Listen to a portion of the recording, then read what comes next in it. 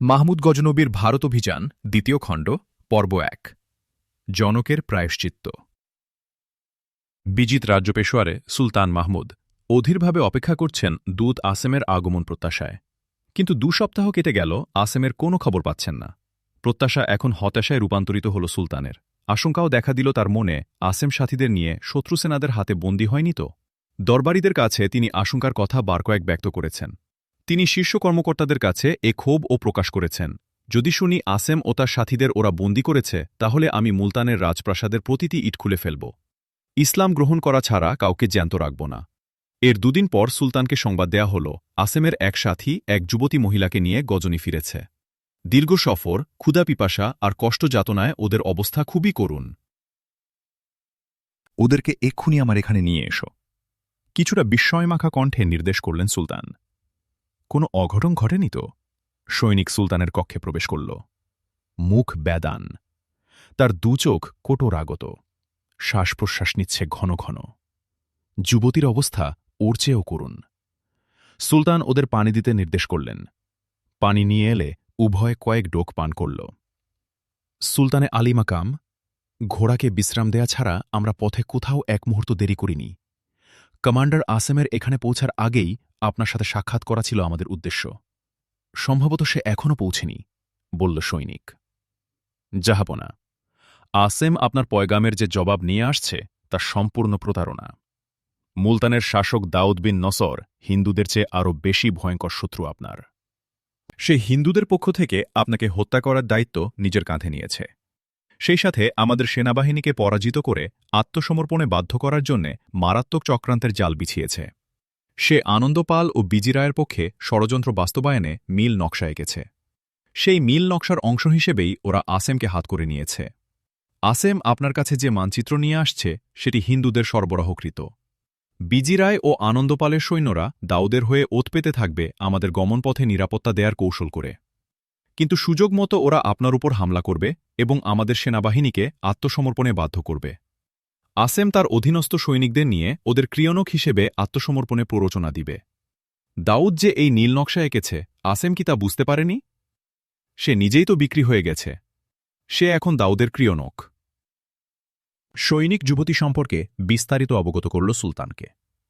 কিভাবে ভাগ্যবিড়ম্বিতা এই যুবতী ইসলামের জন্য নিজেকে উৎসর্গ করেছে এবং তার সাথে পালিয়ে এসেছে। সুলতান এক দোভাষীর মাধ্যমে যুবতীর কাছ থেকে জানলেন দাউদের অভ্যন্তরীণ হালত। এও জানলেন আসেমের এতদিন ওখানে কিভাবে কেটেছে, কি করেছে, কি কি কথা হয়েছে দাউদ ও আসেমের মধ্যে। যুবতী দাউদ বিন নসরের কার্যক্রম, ওদের ধর্মীয় আচার ও আকিদা বিশ্বাস সম্পর্কে বিস্তারিত জানাল সুলতানকে। সে কথাও বলল, আমি নিজের কানে এসব শুনেছি এবং নিজের চোখে দেখেছি ও নিজের হাতে আসেমকে মদ খেতে দিয়েছি। এই মেয়েটিকে অন্দরমহলে পাঠিয়ে দাও।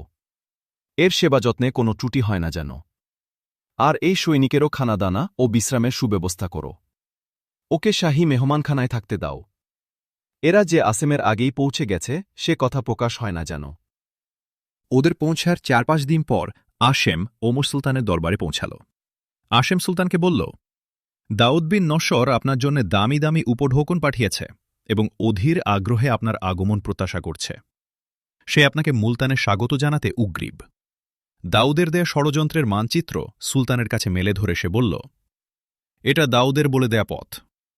এ পথে আমাদের সৈন্যরা অতিক্রম করলে সেসব ধরনের নিরাপত্তার ব্যবস্থা করবে।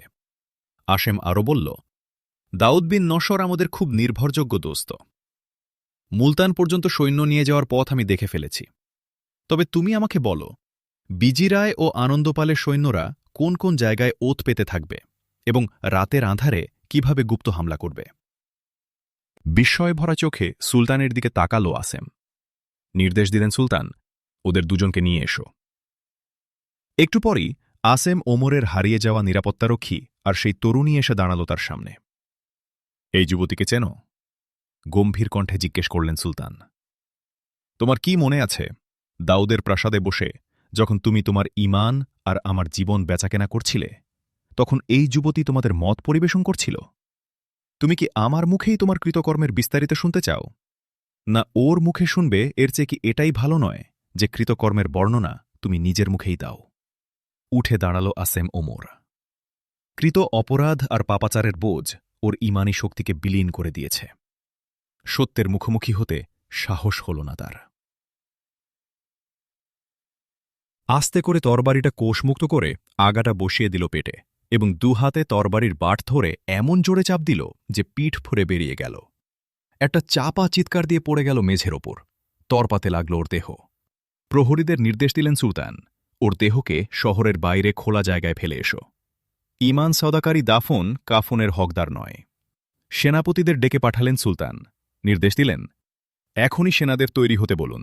আমি আজই মুলতানের উদ্দেশ্যে রওনা হব। ব্যাপক প্রস্তুতি নিতে হবে। পথে কয়েক জায়গায় যুদ্ধ করতে হবে আমাদের। পৌত্তলিকদের পাশাপাশি কারামাতি চক্রান্ত এবার খতম করব ইনশাআল্লাহ। নিজের তরবারি নিজের পেটে ঢুকিয়ে দিয়ে কৃত অপরাধের প্রায়শ্চিত্ত করল আসেম ওমর। তরবারিবিদ্ধ আত্মঘাতক আসেমকে শহর প্রাচীরের বাইরে ফেলে আসতে নির্দেশ দিলেন সুলতান। প্রখর রৌদ্রতাপে তরপাতে তরপাতে শেষ নিঃশ্বাস ত্যাগ করল সে। কারও অনুমতি ছিল না যে আসেমের মুখে এক কাতরা পানি দেবে। অতীত কৃতিত্বের জন্য অনুগ্রহ করে সুলতান আসেমের উত্তরসূরিদেরকে অনুমতি দিলেন মরদেহ তুলে নিয়ে যথারীতি দাফন করতে। সুলতান মাহমুদের সেনাবাহিনীর শীর্ষস্থানীয় একজন অধিনায়ক ছিল আসেম ওমর। যুদ্ধবিদ্যায় সে ছিল খুবই দক্ষ, সাহসী এবং বিচক্ষণ। কিন্তু জীবনের এই যুগসন্ধিক্ষণে এসে নারীদেহ, মদের নেশা আর সামান্য জমিদারির লোভ তাকে এমনই আদর্শচ্যুত করল যে দূরতিক্রম্য শত্রু দুর্গ বিজয়ী আসেম, হাজারো শক্ত নিধনকারী বাহাদুর আসেম, সেনাধিনায়ক, বিচক্ষণ কূটনীতিক আসেম জবাবদিহির মুখোমুখি হতে না পেরে নিজে তরবারি পেটে ঢুকিয়ে দিয়ে আত্মহত্যা করল। অথচ আসেম ছিল সুলতান মাহমুদের সেনাবাহিনীর একজন আদর্শ সৈনিক। তার খ্যাতি ও যশ ছিল সর্বত্র আলোচিত। প্রধান সেনাপতি আসেমের কার্যক্রমের উপর ছিলেন আস্থাবান। তার প্রতি প্রধান সেনাপতির প্রশ্নাতীত আস্থা ও বিশ্বাসী সুলতানের ভিন্নমত থাকা সত্ত্বেও এত গুরুত্বপূর্ণ মিশনে তাকে সুলতানের বিশেষ দূত হিসেবে গুরুদায়িত্ব দিয়ে পাঠানো হয়েছিল। কাসেম ওমর তকবগে যুবক, সুলতানের সেনাবাহিনীর ইউনিট কমান্ডার, দুর্ধর্ষ, বিচক্ষণ, সিদ্ধান্তে অবিচল, লক্ষ্যে স্থির। ছোটবেলা থেকেই পিতার কাছে কাসেম শুনত যুদ্ধের কাহিনী। অল্প বয়সেই পুত্র কাসেমকে ভর্তি করে দিয়েছিল সুলতানের সেনাবাহিনীতে। রণাঙ্গনে সে ছিল বাবার যোগ্য উত্তরসূরি। আসেমের মৃত্যুকালে পুত্র কাসেম পূর্ণ যুবক। সেনাবাহিনীতে সে মর্যাদাপূর্ণ অবস্থান করে নিয়েছে নিজের যোগ্যতা বলে। বাবার মৃত্যু সংবাদ যখন কাসেমের কাছে পৌঁছাল, তখন সে এই ভেবে অনুতাপ করল যে সেনাবাহিনীর একজন কৃতী অধিনায়কের পদে শূন্যতা সৃষ্টি হল। দুঃখ পেল কাসেম এই ভেবে যে তার বাবা বিশেষ দূত হিসেবে মুলতান গিয়েছিলেন। হিন্দুরা হয়তো তাকে শহীদ করেছে। বাবা হিসেবে শুধু নয়, সেনাবাহিনীর জন্য একজন গুরুত্বপূর্ণ ব্যক্তির শূন্যতা তাকে খুবই পীড়া দিচ্ছিল। তার বিশ্বাস ছিল তার বাবার মরদেহ হয়তো মুলতান থেকে নিত হয়েছে। মৃত্যু সংবাদবাহক কাসেমকে সাথে করে নিয়ে এল আসেমের পাশে পাশে। উক্ত আকাশের নিচে বালির মধ্যে রক্তাক্ত পিতার লাশ দেখে কাসেম হতবাক। এ কি, তার পিতার মরদেহ তরবারিবিদ্ধ! কাছের একটি ইমারতের বহিরাঙ্গনে সুলতান মাহমুদের প্রধান সেনাপতি আবু আবদুল্লাহ মোহাম্মদ আত্মাই দাঁড়ানো। কাসেম বিন ওমরকে পিতার লাশের পাশে বিষণ্ণ মনে দাঁড়ানো দেখে আবদুল্লাহ পায়ে পায়ে এগিয়ে এলেন। যুবক কাসেমের প্রতি তার ভীষণ মায়া হল। তিনি তার কাছে গিয়ে তার কাঁধে হাত রেখে নিজের দিকে ফেরালেন। বললেন, তোমার বাবার কাহিনী শুনলে তা তোমাকে এই করুণ দৃশ্য থেকে আরও বেশি দুঃখ দেবে। পিতার মায়া মমতা, তার কৃতিত্বের প্রতি শ্রদ্ধা ও ভালোবাসা মন থেকে দূর করে দাও। বরং এর জায়গায় তোমার দ্বীন, ঈমান, কর্তব্য ও দেশপ্রেমকে স্থান দাও। তাজা রক্ত দেখে মনে হচ্ছে তাকে এখানেই কিছু আগে হয়তো হত্যা করা হয়েছে, বলল কাসেম বিন ওমর। কি অপরাধে তাকে এমন নির্মম হত্যার শিকার হতে হল? আমি জানি তিনি সুলতানের বিশেষ দূত হিসেবে মুলতান গিয়েছিলেন, কিন্তু তার এমন অবস্থা হল কেন? তোমার পিতা আত্মহত্যা করেছে, তাকে কেউ হত্যা করেনি। এখানে তার কোনো শত্রু নেই, ছিল না। সে নিজেই নিজের সাথে দুশ্মনী করেছে। সে তার দ্বীন-ঈমান, দেশ, জাতি ও সেনাবাহিনীর সাথে বিশ্বাসঘাতকতা করেছে। আর সেই বিশ্বাসঘাতকতার পরিণতিতে আত্মহত্যা করে প্রায়শ্চিত্ত করেছে তোমার পিতা, বললেন আবু আবদুল্লাহ। আবু আবদুল্লাহ কাসেম বিন ওমরের উদ্বেগ নিরসনের জন্যে তার পিতার পূর্বাপর ইতিবৃত্ত সবিস্তারে জানালেন। বললেন, কি কারণে, কোন প্রেক্ষিতে সে আত্মহত্যার পথ অবলম্বন করেছে। পিতার অপরাধের শাস্তি কি আমাকেও ভোগ করতে হবে, মাননীয় সেনাপতি? বিনীতভাবে জানতে চাইল কাসেম। আমাকে কি সেনাবাহিনী থেকে অপসারণ করা হবে? এখনও পর্যন্ত সুলতান এমন কোনো নির্দেশ দেননি। সুলতানের পরে সেনাবাহিনীর কর্তৃত্ব আমার হাতে। আমিও এমন কোনো সিদ্ধান্ত নেইনি। আমার দৃষ্টিতে তুমি সাহসী ও কর্তব্যপরায়ণ কমান্ডার। আমি আশা করি দায়িত্বের প্রতি ক্ষেত্রে কর্তব্যনিষ্ঠায় তুমি আমার পথ পর্যন্ত পৌঁছবে। সবেমাত্র শুরু, এখনও গোটা জীবন তোমার সামনে রয়েছে। আমি আশা করি তুমি তোমার পিতার ভ্রান্তি থেকে শিক্ষা নিবে। বুঝতে চেষ্টা করবে পাপের কত আকর্ষণ, কিভাবে অপরাধ একজন নিষ্ঠাবান সেনাধ্যক্ষকে পথভ্রষ্ট করে। ভাবতে পারো, ভোগ আর জাগতিক লেন্স আসেম ওমরের মতো কর্তব্যনিষ্ঠ সেনাধ্যক্ষকেও নিজের দেশ, সেনাবাহিনী আর দিন ধর্ম থেকে কিভাবে বিচ্যুত করেছে। সুলতান মাহমুদের মতো ন্যায়পরায়ণ ব্যক্তিকে পরাজিত করতে নিজের গড়া মুসলিম মুজাহিদদেরকে বেঈমানদের হাতে পরাজিত করে গোলাম বানানোর কি ভয়ঙ্কর জালে পা দিতে পারে। সেই চিন্তা করো, অপরাধ যখন মানুষকে তাড়া করে, তখন আসেম ওমরের মতো বীর বাহাদুর যোদ্ধাও কাপুরুষের মতো আত্মহত্যার পথ অবলম্বন করে। তুমি যুবক। যুবকদের জীবনে সবচেয়ে আশঙ্কার বিষয় হচ্ছে গুনাহর আহ্বান তাদের পক্ষে প্রত্যাখ্যান করা কঠিন হয়ে পড়ে, যৌবনের যন্ত্রণায় অপরাধে জড়িয়ে পড়ে। মাননীয় সেনাপতি, আমাকে কি পিতার অপরাধের প্রায়শ্চিত্ত করার সুযোগ দেয়া হবে? তোমাকে অবারিত সুযোগ দেয়া হচ্ছে। চলো, লাশের পেট থেকে তরবারি বের করে আনো। তোমার বাবার মৃতদেহ সমাধিস্থ করো। কাফন দাফনের ব্যবস্থা করো। আমি কি সেই মহিলার সাথে সাক্ষাৎ করতে পারব, যিনি মুলতান থেকে এসেছেন এবং যে আমার পিতার অপরাধের প্রত্যক্ষ সাক্ষী? তুমি লাশ বাড়িতে নিয়ে যাও। সেই মহিলাকে আমি তোমার বাড়িতে পাঠিয়ে দিচ্ছি। সে তোমার আম্মুকেও সব ঘটনা বলবে। তুমি ইচ্ছে করলে সেই সৈনিকের সাথে কথা বলতে পারবে যে সৈনিক এই মহিলাকে সাথে করে নিয়ে এসেছে, বললেন প্রধান সেনাপতি। পিতার দেহ থেকে তরবারি বের করে আনলেন কাসেম বিন ওমর। প্রধান সেনাপতি আসেমের লাশ বাড়িতে নিয়ে যাওয়ার ব্যবস্থা করে দিলেন। স্ত্রীকে নিজের সাথে পেশোয়ার নিয়ে এসেছিল আসেম। আসেমের স্ত্রী ছিল পেশোয়ারেরই মেয়ে। ৯৭৭ খ্রিস্টাব্দে রাজা জয়পাল যখন প্রথম সুলতান সুবক্তগিনের বিরুদ্ধে সেনাভিযান চালায়, তখন সম্মুখ সমরে পরাজিত হয়ে জয়পাল পালিয়ে যায়। তার সাথে ছিল অনেক মুসলিম বন্দী নারী ও বেসামরিক লোক। এরা সুবক্তগিনের সৈন্যদের হাতে বন্দী হয়। সেই বন্দিনীদেরই একজন আসেমের স্ত্রী কাসেমের মা। এর পূর্বে রাজা জয়পালের বাহিনী পেশোয়ার অঞ্চলের অধিবাসীদের বাড়িঘর লুটপাট ও তরুণীদের অপহরণ করে সেনাবাহিনীর সেবিকা হিসেবে নিয়ে এসেছিল। এদেরই একজনকে বিয়ে করেছিল আসেম। আসেমের স্ত্রী পেশোয়ারের আঞ্চলিক ভাষা জানত। তাই আসেম যখন পেশোয়ার যাওয়ার নির্দেশ পেল, তখন আঞ্চলিক ভাষাভাষী হিসেবে স্ত্রীকেও সাথে নিয়ে গিয়েছিল সহযোগিতার প্রয়োজন বোধে। সেই পৌত্তলিক বাহিনীর হাতে অত্যাচারিতা মহিলার উদরে জন্ম নিয়েছে কাসেম। সৈনিক বাবার ঔরসজাত আর অত্যাচারিতা মায়ের উদরজাত কাসেম স্বভাবগতভাবেই পৌত্তলিকতা বিরোধী এক দ্রোহ, ইসলামী চেতনার এক জ্বলন্ত আগ্নেয়গিরি। কাসেম মায়ের কাছেই শিখেছিল তার মাতৃভাষা, আর অবস্থানগত কারণে গজনীর ভাষা তো জানতই। আসেমের লাশ দেখে তার বিধবা স্ত্রী কান্নায় ভেঙে পড়ল। কিন্তু কাসেমের হাতে রক্তমাখা তরবারি দেখে কান্না থেমে গেল তার মায়ের। বিস্ময়ভরা দৃষ্টিতে ফ্যালফাল করে তাকিয়ে রইল ছেলের দিকে। মা, আপনি যেভাবে রোদন করছেন, আপনার মতো মহিলার পক্ষে তার জন্যে শোকতাপ করা খুবই বেমানান। হাতের তরবারিটা ছুঁড়ে মেরে কাসেম মায়ের উদ্দেশ্যে বলল, তাকে কেউ হত্যা করেনি। নিজে তরবারি দিয়েই সে আত্মহত্যা করেছে। কাসেম উত্তেজিত হয়ে প্রশ্ন করল, মা, সত্যি করে বলুন তো, আমি কি প্রকৃতপক্ষে তারই সন্তান? আপনি কি আগে হিন্দু ছিলেন? আমি কোন হিন্দুর ঔরসজাত নই, তো আমি কি লালিত পালিত হয়েছি কোন গাদ্দারের ঘরে? কাসেম! আর্তচিৎকার করে ছেলেকে জড়িয়ে ধরলেন মা। এসব তুমি কি বলছ? কি ঘটেছে? কি দেখছি আমি? তুমি কাকে গাদ্দার বলছ? বোখারা বলখের বিদ্রোহীদের পরাভূতকারী কমান্ডার, আজীবন পৌত্তলিকদের বিরুদ্ধে জিহাদকারী অকুতোভয় সৈনিক, যুদ্ধের ময়দানে পাহাড়ের মতো অবিচল যোদ্ধা, দ্বীনের সেবক মুজাহিদ বাবাকে তুমি গাদ্দার বলছ? তিনি তো সুলতানের দূত হয়ে মুলতান গিয়েছিলেন। কবে ফিরেছেন?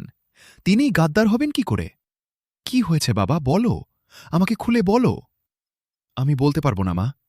আপনাকে মুলতানের এক মহিলা সব বলবে। সে আসছে। এছাড়াও দূতের দেহরক্ষী হিসেবে যে কয়জন সৈনিক আব্দুর সহযাত্রী হয়েছিল, তাদের একজনও আসছে। তার কাছ থেকেই আপনি সব জানতে পারবেন। এই তো এসেছে তারা। প্রথমেই ঘরে প্রবেশ করল মুলতানের মহিলা। প্রধান সেনাপতি আবু আবদুল্লাহ তাকে কাসেমদের বাড়িতে পাঠিয়েছেন। কাসেম খেয়াল করল মহিলাটি বয়স বেশি নয়, যুবতী। কিন্তু যৌবনের কান্তি, কমনীয়তা নেই তার চেহারায়। নির্যাতন, নিপীড়নের ছাপ স্পষ্ট তার চোখে মুখে। চেহারা দেখেই বোঝা যায় বহু ঝড়ঝাপটা গেছে এই মেয়ের জীবনে। তারপরও মেয়েটির চেহারায় একটা মোহনীয় ভাব, বিচক্ষণতা ও দীপ্তিময়তা বিদ্যমান, যা যে কোনো পুরুষের দৃষ্টি আকর্ষণে সক্ষম। মেয়েটি কাসেমদের ঘরে প্রবেশ করেই নিজের পরিচয় দিয়ে বলল, আমার নাম রাবেয়া, আমাকে আপনাদের ঘরে পাঠানো হয়েছে। আমার স্বামী মুলতানে কি করেছিলেন? জিজ্ঞেস করল আসেম ওমরের স্ত্রী। ওই ধরনের পরিবেশে শরীফ ধরনের লোকেরা যা করে থাকে তিনিও তাই করেছেন, জবাব দিল রাবেয়া। রাবেয়া বলে চলল, আসেম ওমরকে দাউদ বিন নশ্বর কিভাবে মদ নারী আর সুরা নর্তকীর মায়াজাল এবং ক্ষমতার মোহ দিয়ে ফাঁদে আটকে ফেলেছিল। রাবেয়া সবিস্তারে বলল, মদ, নারী, গানবাজনা, আয়েশ উপভোগ ছাড়া দাউদের ওখানে নীতিনৈতিকতার কি আছে? আপনার স্বামীর প্রতি আমার বিশেষ কোনো আকর্ষণ ছিল না। তিনি কে তা আমি আগে জানতামও না। কিন্তু দাউদ বিন নসর সুলতান মাহমুদের সেনাবাহিনীকে সহযোগিতার ধোঁকা দিয়ে নিশ্চিহ্ন করার ষড়যন্ত্র করেছিল। সেই ষড়যন্ত্রের সহজ শিকারে পরিণত হয়েছিলেন আপনার স্বামী। আমি তখন তাকে জানতে পারি যখন আমাকে তাদের মদ আপ্যায়নের নির্দেশ দেয়া হল। আমি নিজ হাতে উভয়কে মদ ঢেলে দিয়েছি। তারা উভয় আকণ্ঠ পান করেছেন। তাদের বৈঠকে আমাকে থাকার নির্দেশ দেয়া হয়েছিল। আমি তাদের কথোপকথনের সময় উপস্থিত ছিলাম। দুর্ভাগ্যবশত আমিও এই চক্রান্তের অংশে পরিণত হয়েছিলাম। আমার বাবা এক কাপুরুষের সাথে আমাকে বিয়ে দিয়েছিল।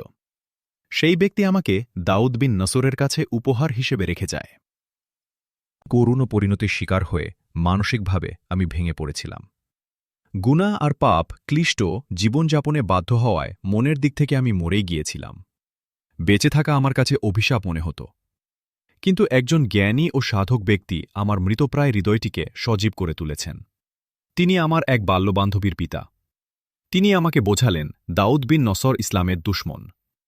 তুমি ওর হেরেমের অভ্যন্তরের ঘটনাবলী গভীরভাবে জেনে ওর চক্রান্ত ও ষড়যন্ত্র সম্পর্কে আমাদেরকে অবহিত করে দ্বীন ও মিল্লাতের পক্ষে গুরুত্বপূর্ণ ভূমিকা পালন করতে পারো।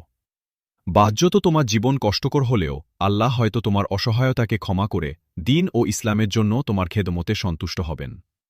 তার কথায় আমি সান্ত্বনা পেলাম।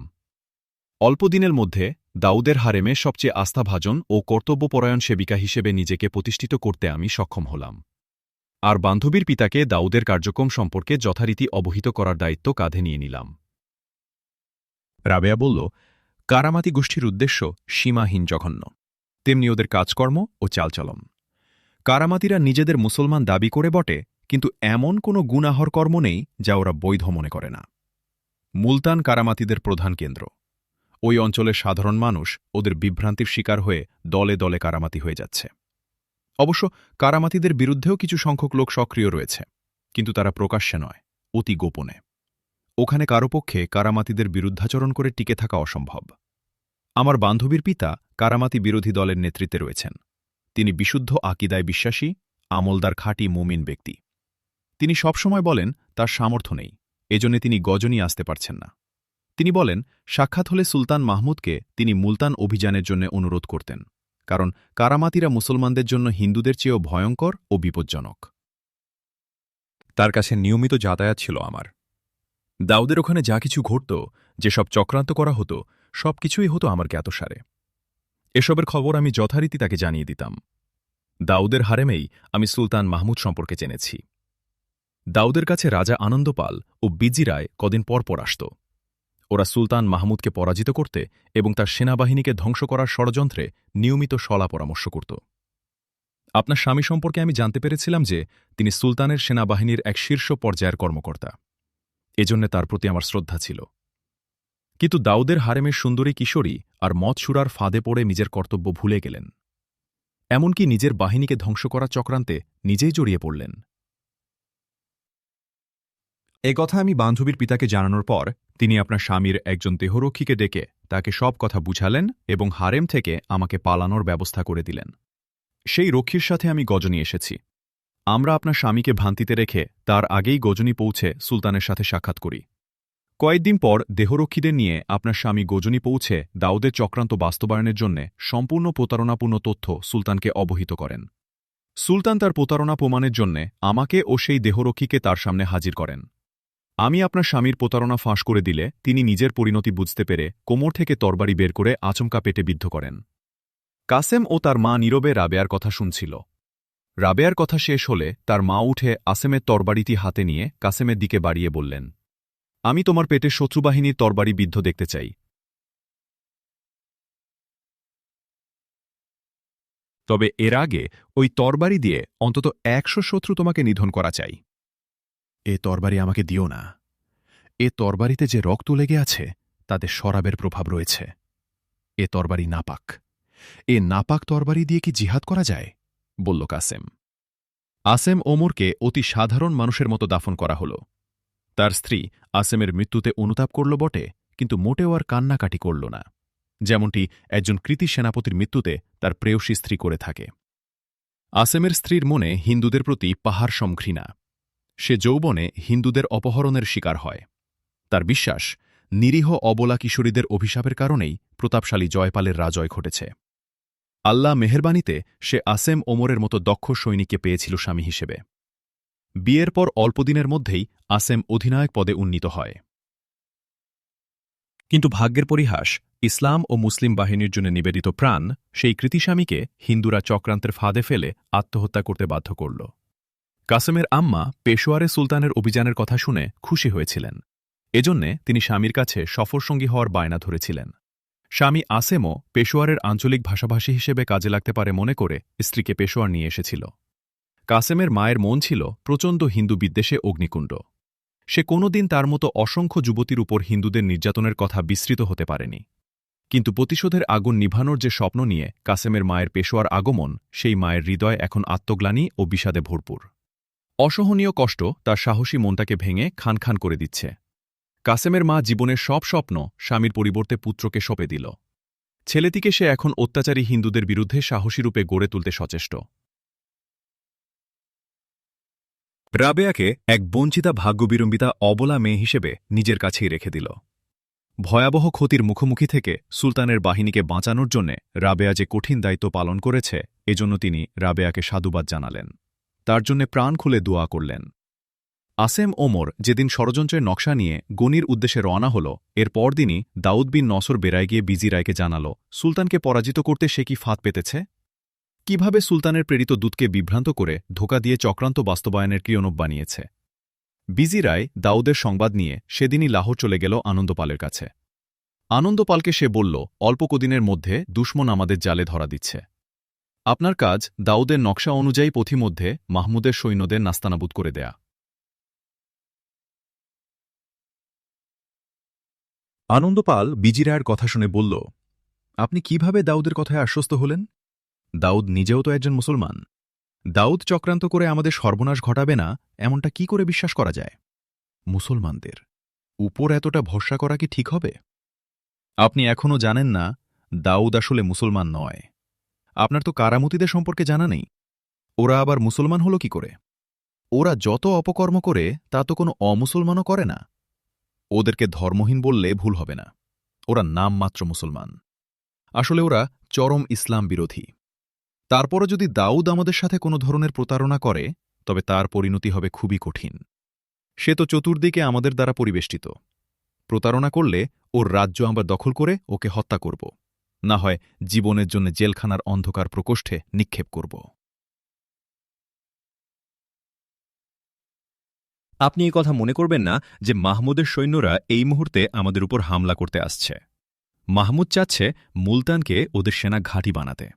মুলতানকে কেন্দ্র বানিয়ে মাহমুদ আপনারও আমার এলাকা সম্পূর্ণ নিয়ন্ত্রণে নিতে চাচ্ছে। আমি দুজন গোয়েন্দা পেশোয়ারে পাঠিয়েছি। যখনই মাহমুদের সৈন্যরা মুলতান থেকে রওনা করবে, তখনই ওরা দ্রুতগামী ঘোড়ায় চড়ে আমাকে আগাম খবর দিবে। আমি ঝটিকা বাহিনীকে পাহাড়ি এলাকায় পাঠাচ্ছি। যখনই মাহমুদের বাহিনী সংকীর্ণ পথে এসে ঢুকবে, ওরা পাহাড়ের উপর থেকে তীর বৃষ্টি বর্ষণ করে ওদের নাস্তানাবুদ করে ছাড়বে। তাছাড়া ওরা মাহমুদের প্রত্যেক ছাউনিতে রাতের অন্ধকারে ঝটিকা আক্রমণ করে পালিয়ে আসবে। এভাবে ক্রমাগত হামলার শিকার হয়ে ওদের অগ্রসর হতে হবে। মাহমুদের বাহিনী যদি মুলতান পৌঁছতে সক্ষমও হয়, তবে তাকে অর্ধেক সৈন্য পথে হারাতে হবে। এরপর মাহমুদকে হত্যার ব্যবস্থাও করে রেখেছি আমি।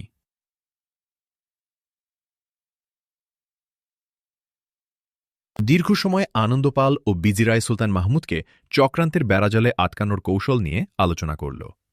জনকের ৩ বার ধারাবাহিক পরাজয়ের কারণে আনন্দপাল ছিল সুলতানের আনুগত্যে প্রতিশ্রুতিবদ্ধ। সর্বশেষ যুদ্ধে জয়পালের পরাজয়ের পর মুক্তিপণ ও চুক্তির শর্ত অনুযায়ী জয়পাল সুলতানকে প্রতিশ্রুতি দিয়েছিল, এখন থেকে আর কোনো দিন তার সেনাবাহিনী সুলতানের বিরুদ্ধে যুদ্ধাভিযান করবে না, এবং যুদ্ধ খরচ আদায় করা ছাড়াও বছরে নির্দিষ্ট পরিমাণ কর সে সুলতানের কোষাগারে জমা দিবে। কিন্তু জয়পালের ছেলে আনন্দপাল সিংহাসনে অধিষ্ঠিত হয়ে আত্মঘাতক বাবার প্রতিশ্রুতি উপেক্ষা করে চলল। সেজন্যে আনন্দপালের মনে সুলতানের আক্রমণ আশঙ্কা ছিল প্রবল। সে কিছুতেই সুলতানকে ঘাটাতে চাচ্ছিল না। কিন্তু সুলতানের বাহিনী এদিকে অগ্রসর হোক এটাও ছিল তার কাছে আতঙ্কের ব্যাপার। আনন্দপাল ভাবছিল মাহমুদের বাহিনীকে ক্ষতি করতে গিয়ে বিজিরায় আবার তার জন্যে বিপদ ডেকে আনে।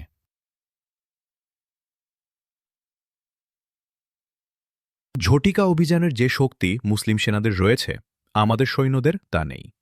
ঝটিকা অভিযানের জন্যে সৈনিকদের মেধাবী, সাহসী, কৌশলী ও ত্যাগী হতে হয়। আমাদের সৈন্যদের মধ্যে এসবের অভাব আছে, বলল আনন্দপাল। আপনি ঝটিকা বাহিনী পাঠান, তাতে আমার সমর্থন থাকবে, কিন্তু আমার পক্ষে সরাসরি কোনো সেনাবাহিনী পাঠানো সম্ভব নয়। পেশোয়ার থেকে এদিকে আসতে হলে মাহমুদকে সিন্ধু নদ পেরিয়ে আসতে হবে। সিন্ধু নদের উপরে আমরা নৌকার যে পুল তৈরি করে রেখেছি ওখানে আমি ওদের ঠেকানোর ব্যবস্থা করব, যাতে তারা নদ পেরিয়ে আসতে না পারে। পুলের আশপাশে আমি সৈন্য মোতায়েন করব, যাতে ওরা নদ পেরিয়ে আসার সুযোগ না পায়। তারপরও যদি ওরা নদ পার হতে সক্ষম হয় তাহলে ওদের পথ রোধ করার দায়িত্ব আপনার। আমাদের সবার চেষ্টা হওয়া উচিত ওরা যদি এদিকে এসেই যায় তবে যেন আর জীবিত ফিরে যেতে না পারে, বলল বিজিরায়। ওদের ভাবনার চেয়েও দ্রুতগতিতে সুলতানের বাহিনী মুলতান অভিযানের প্রস্তুতি নেয়। সুলতান কারামাতিদের শিকড় উপড়ে ফেলার জন্য খুব দ্রুত অভিযানের নির্দেশ দিলেন। তার কাছে তখন রসদের কোনো ঘাটতি ছিল না, তাই প্রস্তুতি নিতেও তেমন ভাবতে হয়নি। সুলতান সেনাপ্রধান ও শীর্ষ কর্মকর্তাদের ডেকে তাদেরকে অভিযানের কৌশল বলে নিলেন। তিনি এও বলে দিলেন, পথিমধ্যে যথাসম্ভব কম ছাউনি ফেলতে হবে। ছাউনি যেখানেই ফেলা হোক রাতের পাহারা জোরদার রাখতে হবে। গুপ্ত হামলার শিকার থেকে আত্মরক্ষার জন্যে ছাউনির আশপাশে ঝটিকা বাহিনী নিযুক্ত রাখতে হবে, কেননা মুলতান পর্যন্ত পৌঁছতে প্রতিক্ষেত্রে গেরিলা আক্রমণের আশঙ্কা রয়েছে। এই আশঙ্কা থেকে বাহিনীকে নিরাপদ রাখার প্রতি বিশেষ গুরুত্ব দিতে হবে। অগ্রণী দল নির্বাচনে সেনাপ্রধান আবু আবদুল্লাহ আততায়ীকে নির্দেশ দিলেন সুলতান। বললেন, এমনটা মনে করো না যে অগ্রগামী দল পথ পরিষ্কার করে দিবে, আর বাকি সৈন্যরা মানুষের ক্ষেতের ফসল, গাছের ফল আর আচার খেতে খেতে নির্বিঘ্নে মুলতান পৌঁছে যাবে। যেখানে আমরা যাচ্ছি পথের প্রতিটি গাছ, প্রতিটি শস্যদানা, প্রতি ইঞ্চি মাটি আমাদের প্রতিপক্ষ। এ পথের প্রতিটি পাহাড়, টিলা ও ঝোপঝাড় আমাদের জন্য মৃত্যু। অগ্রণী বাহিনীকে মেপে মেপে পা ফেলতে হবে। ঈগলের মতো সতর্ক দৃষ্টি আর হরিণের মতো সদা জাগ্রত থাকতে হবে। গতি হবে ক্ষিপ্র, লক্ষ্যভেদী। মনে রেখো, অগ্রণী দলকে প্রতিক্ষেত্রে প্রতিরোধের মুখোমুখি হতে হবে। প্রচণ্ড আক্রমণ প্রতিহত করে তাদের সামনে এগুতে হবে। মূল বাহিনীর প্রত্যেক সদস্যকেও সার্বক্ষণিকভাবে শত্রুর মোকাবেলায় প্রস্তুত থাকতে হবে। সাধারণ কমান্ডাররা বুঝতেই পারছিল না সুলতান এ অভিযানে অগ্রণী দলকে কেন এত সতর্ক থাকতে বলছেন। সবার অজানা থাকলেও কাসেম বিন আসেমের জানা ছিল সুলতানের সতর্কবাণীর মর্মরহস্য। জানা থাকার কারণে সুলতানের নির্দেশনার পর সে দাঁড়িয়ে বলল, সুলতানে আলী মাকাম, আমার প্রস্তাব যদি আপনার হুকুমের বরখেলাপ এবং আপনার সিদ্ধান্তে হস্তক্ষেপের অপরাধ হিসেবে বিবেচিত না হয় তবে আমার অনুরোধ, আমার ইউনিটকে অগ্রণী দলের দায়িত্বে দেয়া হোক। তোমার কি নাম? জিজ্ঞেস করলেন সুলতান। ওর নাম কাসেম বিন ওমর। কাসেমের পরিবর্তে জবাব দিলেন সেনাপ্রধান আবু আবদুল্লাহ। সে আসেম ওমরের ছেলে।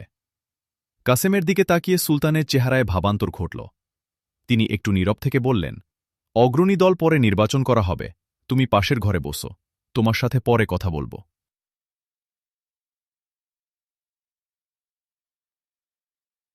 অভিযানের সময় কৌশল ও প্রস্তুতির নির্দেশনা দিয়ে সবাইকে বিদায় করে দিলেন সুলতান।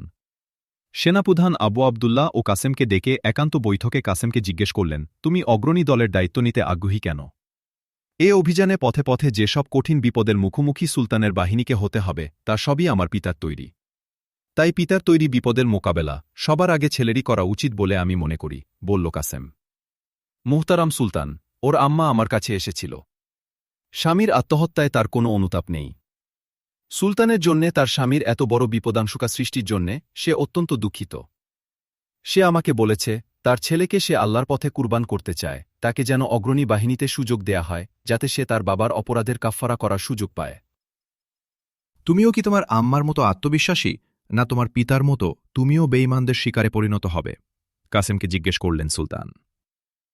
শপথ করা ছাড়া আপনাকে আশ্বস্ত করার আর কোনো উপায় আমার নেই, মহামান্য সুলতান।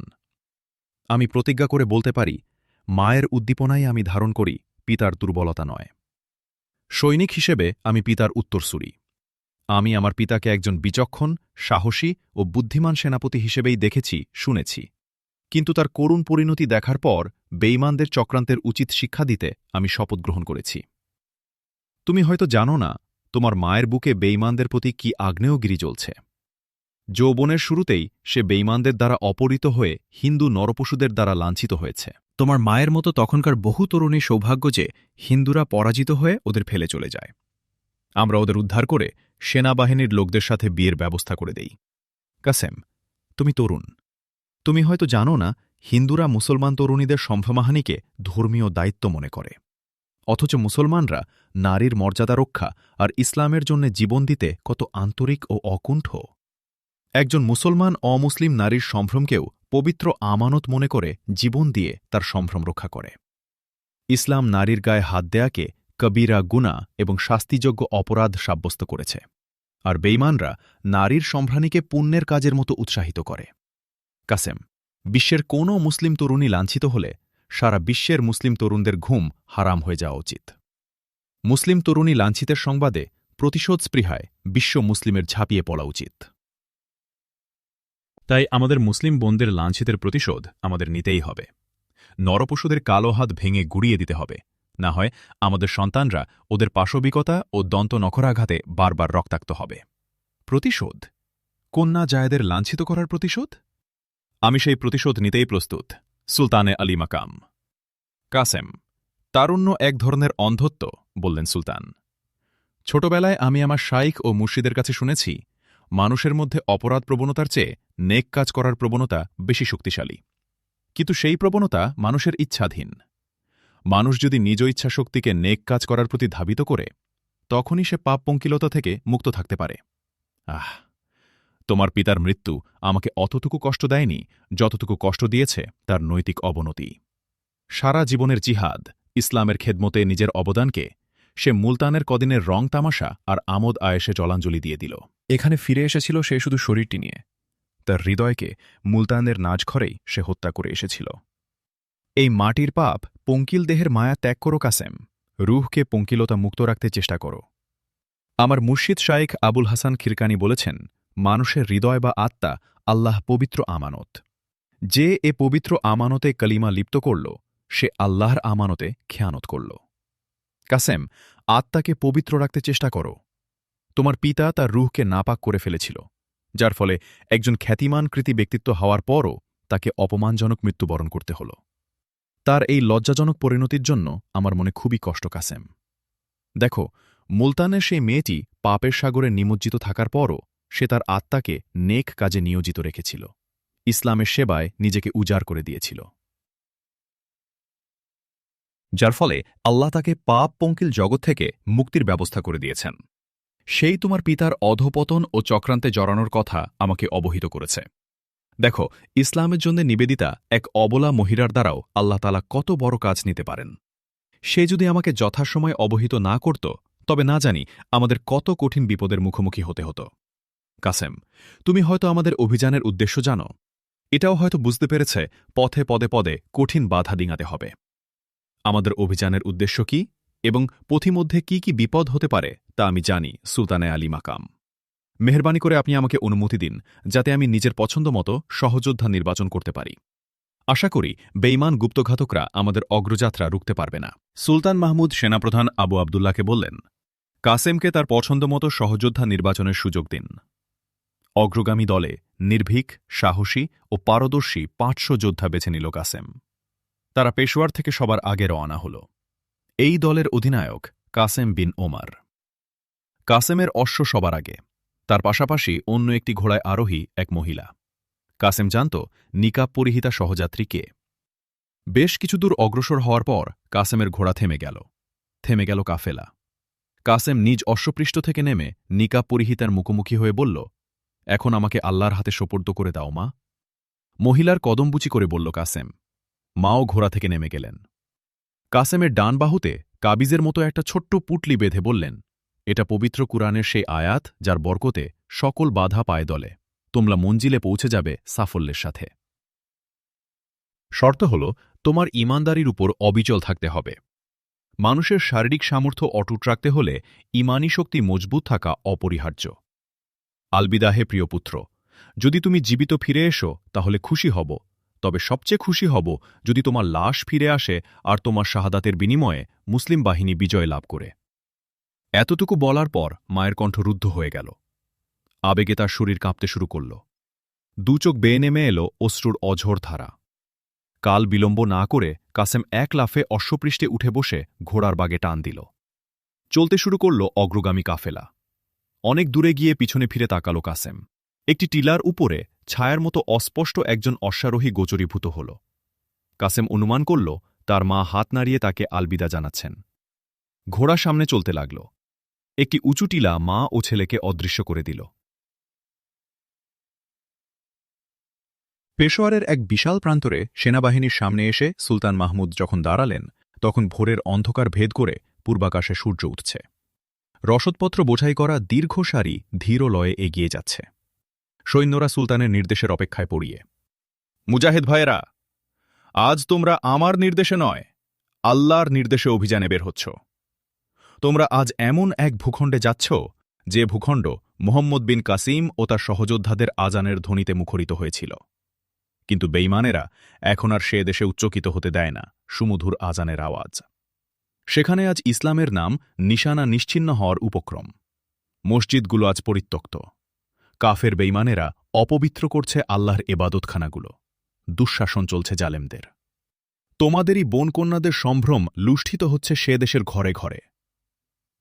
সেই নির্যাতিতা মা বোনেরা তোমাদের আগমন অপেক্ষায় অধীর নেত্রে তাকিয়ে রয়েছে। পৃথিবীর কোনো ভূখণ্ডে যদি একজন মুসলিম নারী নির্যাতনের শিকার হয়, তবে সেই নির্যাতিতাকে রক্ষা করার জন্যে অত্যাচারীর বিরুদ্ধে জিহাদ করা সক্ষম প্রত্যেকটি মুসলমানের জন্যে অবশ্য কর্তব্য। পবিত্র কুরআন নির্দেশ দিয়েছে, বেঈমানদের বিরুদ্ধে লড়াই চালিয়ে যাও যতক্ষণ না জুলুমের অবসান হয়। পৌত্তলিক বাহিনী তোমাদের উপর ৩ বার আক্রমণ করেছে। প্রত্যেকবার তোমরা তাদেরকে শোচনীয়ভাবে পরাজিত করেছ। হিন্দু রাজারা তোমাদেরকে পরাজিত করে ইসলামের শক্তিকে ধ্বংস করে দিতে বদ্ধপরিকর। আজ যে অভিযানে তোমরা যাচ্ছ, এটা মামুলি দুটি বাহিনীর যুদ্ধ নয়, দুটি চির প্রতিদ্বন্দ্বী আদর্শের সংঘাত। ইসলামই একমাত্র সত্য ধর্ম এবং মানবতার মুক্তির সনদ। এই অমোঘ সত্যকে প্রতিষ্ঠিত করতে এবং পুনর্বার বেঈমানদের জানিয়ে দিতেই পরদেশে আজকের এই অভিযান।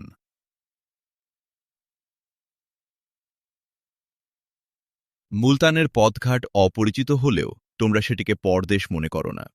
ওখানকার মাটি মুসলমানদের বরণ করতে উন্মুখ। মুলতানের বৃক্ষতরুলতা, মুলতানের জমিন বিন কাসিমের জিহাদি চেতনায় উজ্জীবিত। মুজাহিদ কাফিলার অশ্বপদচারণায় ধন্য হতে উদ্গ্রীব। সেখানকার আলো বাতাস, বৃক্ষতরুলতা পর্যন্ত তোমাদের অপেক্ষায় অধীর। তোমাদের স্বাগত জানাতে প্রতীক্ষায় রয়েছে মুলতানের প্রতি ইঞ্চি মাটি। মুলতানের আকাশ তোমাদের তাকবীর ধ্বনিতে তৃপ্ত হওয়ার অপেক্ষায় ব্যাকুল। সুলতান মাহমুদের আবেগ আপ্লুত ভাষণ দীর্ঘতরতর হতে লাগল। কমান্ডার ও অধিনায়কদের যুদ্ধকৌশল ও করণীয় সম্পর্কে অফিসিয়াল নির্দেশনা তিনি আগেই দিয়েছিলেন। অভিযান শুরু হওয়ার আগে প্রতিটি সৈনিকের মনে এ প্রত্যয় তিনি জন্মানো জরুরি মনে করলেন যে, তোমাদের এ যুদ্ধাভিযান দেশের ভৌগোলিক সীমানা বৃদ্ধির জন্য নয়, রাজত্ব প্রসারের উদ্দেশ্যে নয়, এটি জিহাদ। মজলুম মুসলমানদের মুক্তির জিহাদ, ইসলামী ভূখণ্ডকে পুনর্দখলের জিহাদ, মুসলমানদের হৃত গৌরব উদ্ধারের জিহাদ, মুছে দেয়া ইতিহাসকে পুনরুজ্জীবিত করার জিহাদ। সুলতানের আবেগঘন অগ্নিঝরা বক্তৃতায় সৈনিকদের মধ্যে মনোবল দৃঢ় থেকে দৃঢ়তর হয়ে উঠল। তাদের মধ্যে সৃষ্টি হল বেঈমানদের বিরুদ্ধে কঠিন প্রতিশোধ স্পৃহা। আগুনের ফুলিঙ্গ ছড়িয়ে পড়ল প্রত্যেক সৈনিকের বুকে। গোটা বাহিনী প্রচণ্ড আক্রোশে বেঈমানদেরকে তুলোর মতো উড়িয়ে দিতে উদ্যত। সবাই তীব্র গতিতে শত্রুর মুখোমুখি হতে অস্থির হয়ে উঠল। ওদিকে কাসেম বিন ওমরের অগ্রগামী দল বেলা দ্বিপ্রহরের সময় সিন্ধু নদপাড়ের নৌকাগুলোর কাছে পৌঁছে গেল। কাসেমের সেনা ইউনিট যখন পুলের মাঝামাঝি পৌঁছালে তখন এক ঝাঁক তীর এসে তার ঘোড়ার সামনে নৌকার পাটাতনে বিদ্ধ হল। কাসেম সকলকে সতর্ক হতে বলল। এ তবসরে অপর দিক থেকে আওয়াজ ভেসে এল, সামনে অগ্রসর হওয়ার চেষ্টা করবে না, তাহলে তোমাদেরকে তীরের আঘাতে চালুনি বানিয়ে ফেলব। তোমরা কে আমাদের পথ রোধ করার? উচ্চ আওয়াজে বলল কাসেম। আমরা সুলতান মাহমুদের সৈনিক, রাজা আনন্দপাল আমাদের রায়ত। এ পুল দিয়ে অতিক্রমে আমাদের কেউ বাধা দিতে চাইলে তার পরিণতি হবে খুবই ভয়াবহ। মহারাজা আনন্দপালের হুকুম, এ পুল পেরিয়ে কোনো জবনকে এদিকে আসতে দেয়া হবে না, তোমরা ফিরে যাও। কাসেম খেয়াল করল ওপারের কোল ঘেঁষে উঁচু টিলা, ঘন বনবিথি। টিলার উপরে মাত্র কজন লোককে কাসেম দেখতে পেল। তার আন্দাজ করতে অসুবিধা হল না, পুলের নিরাপত্তা ও মুসলিম বাহিনীকে রুখে দিতে আড়ালে আরও বহু সৈনিক লুকিয়ে রয়েছে। মাত্র একজন সাথীকে নিয়ে দ্রুত গতিতে ওপারে পৌঁছে গেল কাসেম। টিলার উপরে দাঁড়ানো হিন্দু সৈনিক কাসেমকে ক্ষুব্ধ কণ্ঠে জিজ্ঞেস করল, কেন তুমি পুল পেরিয়ে সেনাবাহিনী নিয়ে এদিকে আসতে যাচ্ছ? আমরা কারো উপর আক্রমণ করতে আসিনি, জবাব দিল কাসেম। আক্রমণ ও যুদ্ধের প্রশ্নই এখানে অবান্তর, কেননা এ ভূখণ্ডের রাজা আমাদের করদাতা। আমরা শুভেচ্ছা সফরে এসেছি, আমাদের পুল পার হওয়ার সুযোগ দেয়া উচিত। তোমাদের করদাতা রাজাই তো আমাদেরকে নির্দেশ দিয়েছে মুসলিম ফৌজ আসছে, ওদেরকে পুলের ওপর রুখে দিতে হবে, বলল হিন্দু সৈনিক। তোমাদের রাজা তো এখানে থাকার কথা নয়, তিনি লাহোর বা বাটান্ডায় থাকার কথা। মহারাজা এখনই থেকে মাত্র 7 মাইল দূরে তাঁবু ফেলেছেন, বলল হিন্দু সৈনিক। যদি তার কাছ থেকে পুল পার হওয়ার অনুমতি নিতে চাও তাহলে তোমার সুলতান নয়তো উজিরকে পাঠাও। আমি সুলতান, আমি উজির, আমাকেই তোমার রাজার কাছে নিয়ে চলো, বলল কাসেম। আমি কিছুতেই ফিরে যাব না। তুমি যদি আমাকে আড়ালে লুকিয়ে থাকা তীরন্দাজদের মাধ্যমে বাধা দিতে চাও তবুও তোমার বাধা আমি মানব না। আমরা পুল ছাড়াও নদী পেরিয়ে আসতে পারব, তবে তোমাদের জন্য রাজার অন্যায় নির্দেশ পালন করতে গিয়ে জীবন বাজি রাখা ঠিক হবে না। হিন্দু সেনারা তাকে সাথে করে রওনা হল। কাসেম চতুর্দিক গভীরভাবে পর্যবেক্ষণ করে দেখতে পেল টিলার আড়ালে বহু সৈন্য লুকিয়ে রয়েছে। টিলা অতিক্রম করে একটু অগ্রসর হতেই তার নজরে পড়ল রাজা আনন্দপালের শিবির। কাসেম এলাকাটির ভৌগোলিক অবস্থা পর্যবেক্ষণ করতে লাগল। কাসেমের বুঝতে অসুবিধা হল না রাজা আনন্দপাল নিজে কেন সেনাবাহিনী নিয়ে শিবিরে অবস্থান করছে। রাজা আনন্দপালের শিবিরটি ছিল সবুজ শ্যামল ময়দানে। কাসেমকে একটি চৌকোনা উঁচু তাঁবুতে নিয়ে যাওয়া হল। কয়েকটি কক্ষ পেরিয়ে যাওয়ার পর সে দেখল বিশাল একটি ঘরের মতো সাজানো গোছানো তাঁবুতে শাহী মসনদে রাজা আনন্দপাল উপবিষ্ট। তার পিছনে দাঁড়িয়ে অনিন্দসুন্দরী 2 তরুণী বাতাস করছে। রাজাকে আগেই অবহিত করা হয়েছিল তার সাথে কে সাক্ষাৎ করতে আসছে, ফলে রাজার চেহারা ছিল ভাবগম্ভীর। তার চারদিকে রাজার শীর্ষ কর্মকর্তারা ও সেনাপতি দণ্ডায়মান। তোমাদের সুলতান কি নদী পার হতে চায়? তার এই দিকে আসার উদ্দেশ্য কি? কোথায় যেতে চায় সে? কাসেমকে জিজ্ঞেস করল রাজা আনন্দপাল। আপনি আমাদের করদাতা, এখনও পর্যন্ত আপনি চুক্তির শর্তানুযায়ী কর পরিশোধ করেননি। চুক্তি মতে আপনি আমাদের অধীন। অতএব সুলতান কেন নদী পেরিয়ে এদিকে আসতে চান এ কথা জিজ্ঞেস করার অধিকার আপনার আছে কি? তবুও আমি আপনাকে এ নিশ্চয়তা দিচ্ছি, সুলতান আপনার বিরুদ্ধে যুদ্ধ করতে আসছেন না। আমরা নির্বিবাদে এই পথ অতিক্রম করার সুযোগ চাই। তোমার অধ্যত্বপনা ক্ষমা করে দিলাম। জেনে রাখো, আমি কারো করদাতা নই। তোমাদের সাথে চুক্তি করেছিল আমার পিতা, আমি কোনো চুক্তি করিনি। তিনি মরে গেছেন। তোমাদের সুলতান আমাকে কখনো পরাজিত করেননি, কাজেই আমি কেন বাবার জরিমানা দিতে যাব? তোমাদের সুলতানকে বলে দিও সে কোথায় যেতে চায় তা আমরা জানি। আমরা কিছুতেই সুলতানকে মুলতানে সেনাঘাঁটি স্থাপন করতে দেব না। পাহাড়ের ওপাশে কি ঘটছে তাও আমি জানি। এ মুহূর্তে তোমাদের সুলতান কোথায় আছে, তার সাথে কত সৈন্য রয়েছে, সবই আমি তোমাকে বলে দিতে পারব। তাকে ফিরে যেতে বলো। আমি তার অধীনতা অস্বীকার করছি। কেন তাকে কর দেব? সে যদি একান্তই নদী পার হতে চায়, তবে অনুমতির জন্যে তাকে আমার দরবারে আসতে বলো। আমরা এমন অহংকারী কোনো রাজার দরবারে সুলতানকে যেতে দেই না। আত্মহংকারে যে রাজা ঘাড় উঁচু করে রাখে, আমাদের সুলতান তার নিকট আসার প্রয়োজন বোধ করেন না। তিনি যদি এখানে আসতেও চান, তবুও তাকে আমি আসতে দেব না, বলল কাসেম। ভদ্রভাবে কথা বলো। তুমি আমাদের রাজদরবারের অপমান করছ, হুঙ্কার দিয়ে বলল এক আমলা। সে রাজার দিকে প্রতিশোধ আজ্ঞার দৃষ্টিতে তাকাল। রাজা মুচকি হেসে বলল, তুমি যেতে পারো। তুমি তরুণ। এবার তোমার যৌবনের প্রতি দয়া করে ক্ষমা করে দিলাম। আর কখনো পুলে কদম রাখার দুঃসাহস করো না। তোমাদের সুলতান যদি যুদ্ধ করার ইচ্ছায় এসে থাকে, তবে তাকে বলো, আমরা প্রস্তুতই রয়েছি। সাহস থাকলে সে পুল অতিক্রমের চেষ্টা করে দেখুক। আমরা যুদ্ধ করতে আসিনি, ক্ষোভ চেপে ফেলল কাসেম। ফিরে যাচ্ছি। কাসেম ফিরে গিয়ে আনন্দপালের সেনাদের বাধা এবং সাক্ষাতের ঘটনা বিস্তারিত সুলতানকে জানাল।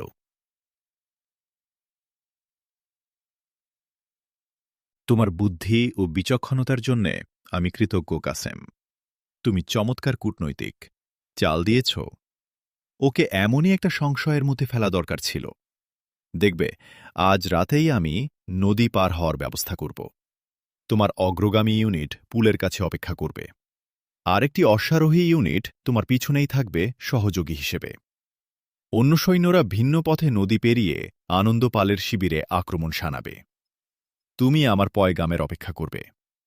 খবর পৌঁছার সাথে সাথে সহযোগীদের নিয়ে ঝড়ের বেগে পুল পেরিয়ে যাবে। শত্রুবাহিনী তোমাদের মুখোমুখি থাকবে না। তোমাদেরকে ওরা পিছনে রাখবে তা বলা কঠিন। বুদ্ধি খাটিয়ে অগ্রপশ্চাৎ চিন্তা করে কাজ করবে। এখন পুলের পিছনে চলে যাও। খেয়াল রাখবে কোন বাহিনী যাতে তোমাদের অবস্থান নির্ণয় করতে না পারে। আরেকটা বিষয়ের প্রতি গভীরভাবে খেয়াল রাখবে। কোনো সাধু সন্ন্যাসী কিংবা দরবেশ ধরনের মানুষ বা সৈনিক যদি পুল পার হয়ে তোমাদের দিকে আসে, তাকে অবশ্যই বন্দী করবে। এ সময়ে অপরিচিত যে কোনো ব্যক্তি শত্রু হওয়ার আশঙ্কাই বেশি। সুলতান মাহমুদ সেনাপ্রধান আবু আবদুল্লাহকে জানালেন, রাজা আনন্দপাল নদীর ওপারে সেনাবাহিনী নিয়ে অপেক্ষমান। সে আমাদেরকে নদী পার হতে বারণ করে দিয়েছে। মাছ শিকারীর বেশ ধরে এখনই নদী তীরের অবস্থা পর্যবেক্ষণে বেরিয়ে যান, নয়তো দূরদর্শী কোনো কমান্ডারকে পাঠান। আজ রাতেই নদী পার হয়ে আনন্দপালের শিবিরে আক্রমণ করতে হবে। সুলতান মাহমুদ কাসেমের কাছ থেকে নদী তীরের পরিবেশ পরিস্থিতি এবং ভৌগোলিক প্রকৃতি জেনে নিয়েছিলেন, যাতে নদী পেরিয়ে ওপারে উঠে নিজেদের গতি নির্ণয় সহজ হয়। অপরদিকে রাজা আনন্দপাল সেনাবাহিনীর অর্ধেককে সিন্ধু নদের পুল পাহারায় নিযুক্ত করে, যাতে সুলতানের বাহিনীকে ওরা ওখানেই রুখে দিতে পারে। পুলটি ছিল কাবুল নদী ও সিন্ধু নদের মোহনা থেকে একটু উজানে। সুলতান মাহমুদ নদীর পরিস্থিতি জেনে আর একটু উজানে অগ্রসর হয়ে সিন্ধু নদ পার হলেন। এখানে নদী ছিল চওড়া কিন্তু অগভীর। বেলা উঠার আগেই সুলতানের সকল সৈন্য নদী পেরিয়ে ওপারে পৌঁছে গেল। তখন 1006 খ্রিস্টাব্দের বসন্তকাল। রাজা আনন্দপাল ভাবতেও পারেনি সুলতানের বিশাল বাহিনী পুল ছাড়াই এত অল্প সময়ে নদী পার হয়ে যাবে। আনন্দপাল শঙ্কাহীন ঘুমে আচ্ছন্ন ছিল। সুলতানের সরাসরি কমান্ডে যখন আনন্দপালের শিবিরে আক্রমণ শুরু হয়ে গেল, তখন তাদের পক্ষে প্রতিরোধ করার কোনো সুযোগ নেই।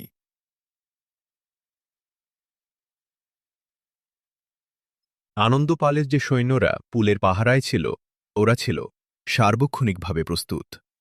রাজার শিবিরে আক্রমণের সংবাদ পেয়ে ওরা প্রতিরোধে অগ্রসর হল। ঈদ অবসরে বেলা উপরে উঠে এসেছে। এদিকে কাসেম সাথীদের নিয়ে সুলতানের পয়গামের জন্যে অধীর অপেক্ষায় রয়েছে। সে একটি উঁচু টিলার উপর থেকে ওপারের পরিস্থিতি পর্যবেক্ষণের জন্যে দুজনকে নিয়োগ করে রাখল, যারা সুলতান ও আনন্দপালের যুদ্ধ পরিস্থিতি দেখছিল। ওরা যখন দেখল পুল পাহারায় নিয়োজিত রাজার বাহিনী পাহারা তুলে নিয়ে ময়দানের দিকে দৌড়াচ্ছে, তখন তারা কাসেমকে ইঙ্গিতে ব্যাপারটি বোঝাল। কাসেম সঙ্গীদেরকে ঝড়ের গতিতে পুল পার হওয়ার নির্দেশ দিয়ে বিদ্যুৎ গতিতে পুলের ওপারে পৌঁছে গেল। সবাইকে একসাথে করে কাসেম আনন্দপালের পুল প্রহরী বাহিনীর পিছন দিক থেকে তীব্র গতিতে আক্রমণ করল। রাজা আনন্দপাল প্রতি আক্রমণের অবকাশই পেল না।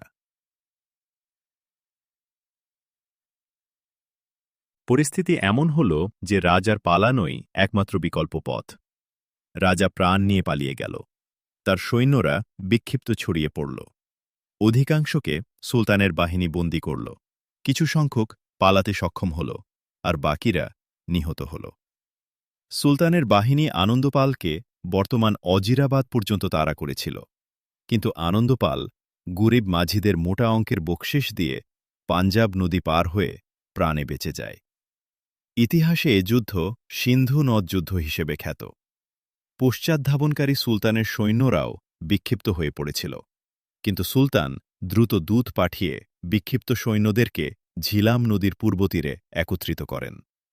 অবশ্য শত্রু বাহিনীর পিছনে পশ্চাৎধাবনকারী মুসলিম সৈন্যদের একত্রিত ও সমগ্র বাহিনীকে পুনর্গঠিত করতে 1 মাস সময় লেগে যায়।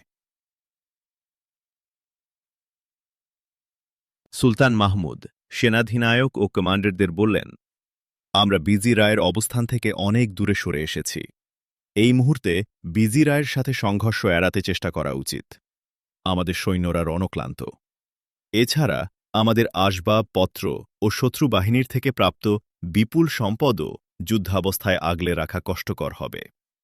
এখন আমাদের লক্ষ্য দাউদ বিন নসর। আগে আস্তিনের কালসাপটিকে খতম করা বেশি গুরুত্বপূর্ণ। এবার মুলতানের দাউদ বিন নসরের মসনদের দিকে যাত্রা করল সুলতানের বাহিনী। এবারও কাসেম বিন ওমরের ইউনিট অগ্রগামী। মুলতান যাত্রার 3য় দিন। কাসেম বিন ওমর সবার আগে, তার পাশাপাশি 2 জন অশ্বারোহী আঞ্চলিক গাইড। হঠাৎ কাসেম 400-500 গজ দূরে একজন অশ্বারোহীকে দেখল। লোকটি ঘোড়া থামিয়ে কাসেমের বাহিনীকে পর্যবেক্ষণ করছিল। অগ্রপশ্চাৎ দেখে লোকটি দ্রুত একদিকে অশ্ব হাঁকাল। অন্যরা ভাবল লোকটি হয়তো সৈন্যদলকে দেখে ভয় পালিয়েছে। কিন্তু কাসেম মনে করল লোকটি বিজি রায়ের চরও হতে পারে। সে বিজি রায়কে মুসলিম বাহিনী আগমনের আগাম সংবাদ দিতে দৌড়াচ্ছে। কাসেম গাইডকে জিজ্ঞেস করল, এখান থেকে বেরা কত দূর এবং কোন দিকে? গাইড বলল, বেরা বেশি দূরে নয়, ওই লোকটি তো বেরার দিকেই ঘোড়া দৌড়াচ্ছে। কাসেম বিন ওমর 2 জন অশ্বারোহীকে সাথে নিয়ে পালায়নপর অশ্বারোহীর পশ্চাৎধাবন করল। লোকটি অনেক দূর চলে গেছে, কিন্তু কাসেম ও সাথীদের ঘোড়াগুলো ছিল দ্রুতগামী। তারা দৌড়াচ্ছে। এক পর্যায়ে তাদের চোখে পড়ল বেরা দুর্গের উঁচু মিনার। পলায়নপর ও পশ্চাৎধাবনকারীদের মধ্যে ক্রমশ দূরত্ব কমে এলে কাসেম সাথীদের বলল, তীর বের করো, ওকে জীবিত যেতে দেয়া যাবে না। এক সাথী ধাবমান অশ্বপৃষ্ঠে বসেই তীর চালাল।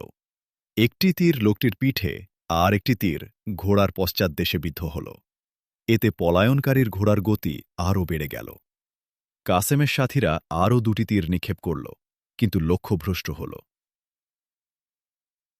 ইতিমধ্যে শহরের সীমানা প্রাচীর তাদের গোচরীভূত হল।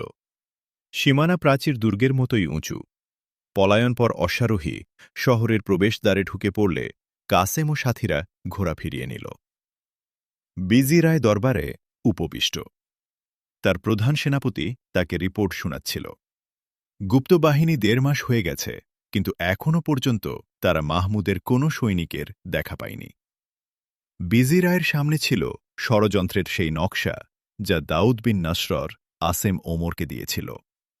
বিজি রায় তাদের তৈরি পথে সুলতানের বাহিনীকে গুপ্ত আক্রমণে পর্যুদস্ত করার জন্যে বহু সংখ্যক ঝটিকা বাহিনী নিয়োগ করে রেখেছিল, আর প্রতিদিন আশা করত ঘুম থেকে উঠে সে শুনবে তার গুপ্ত বাহিনীর হাতে মাহমুদের বাহিনী পর্যন্ত হতে শুরু করেছে। এরপর প্রতিদিন তাকে তার সৈন্যদের সাফল্য গাথার ফিরিস্তি জানানো হবে। কিন্তু 1.5 মাস অতীত হয়ে গেল। সংবাদ তো দূরে থাক, তার বাহিনী মুসলিম সৈন্যদের দেখাই পেল না। এটা ছিল বিজি রায়ের জন্যে এক চরম হতাশাজনক বিষয়। আচ্ছা, তাহলে মুসলিম বাহিনী গেল কোথায়? ক্ষুব্ধ কণ্ঠে সেনাপতির কাছে জানতে চাইল বিজি রায়। পেশোয়ার থেকে খবর পাওয়া গেল ওখান থেকে মাহমুদের বাহিনী রওনা হয়ে গেছে। তাহলে ওরা গেল কোথায়? উধাও হয়ে গেল। আমার মনে হয় দাউদ আপনাকে ধোঁকা দিয়েছে, নয়তো সুলতান মাহমুদের দূত আপনাদের ধোঁকা দিয়েছে। মুসলমানকে বিশ্বাস করা আপনার ভুল হয়েছে মহারাজ, বলল সেনাপতি। এমন সময় বিজি রায়কে খবর দেয়া হল এক সৈনিক পিঠে তীরবিদ্ধ হয়ে দুর্গে ফিরে এসেছে। বিজি রায় কিছু বলার আগেই তীরবিদ্ধ সৈনিক দরবারে প্রবেশ করল। তার পিঠে তখনও তীরবিদ্ধ, সারা শরীর রক্তাক্ত। আহত সৈনিক বলল, আমি পর্যবেক্ষণের এক পর্যায়ে সেনাবাহিনীর ঘোট একটি ইউনিট দেখে ওদের গতিবিধি লক্ষ্য করার জন্য দাঁড়াই। ওরাও এগুতে থাকে।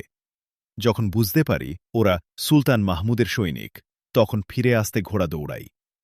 কিন্তু ওদের দুই অশ্বারোহী আমার পিছনে অশ্ব হাঁকায়। ওরা পরপর কয়েকটি তীর ছুঁড়ে, একটি আমার পিঠে বিদ্ধ হয়, আরেকটি আমার ঘোড়ার কোমরে আঘাত হানে। আমার বিশ্বাস এরা মুসলিম বাহিনীর অগ্রগামী দল।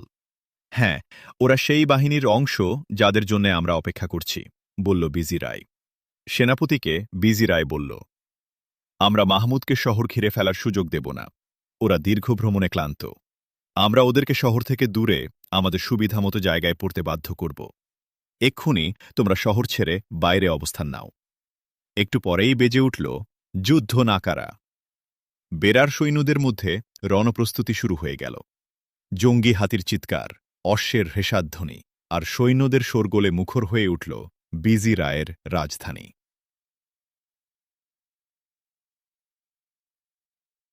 একদল সৈন্যকে আগে পাঠিয়ে দেয়া হল মুসলিম বাহিনী কতদূর এসেছে তার খবর নিতে।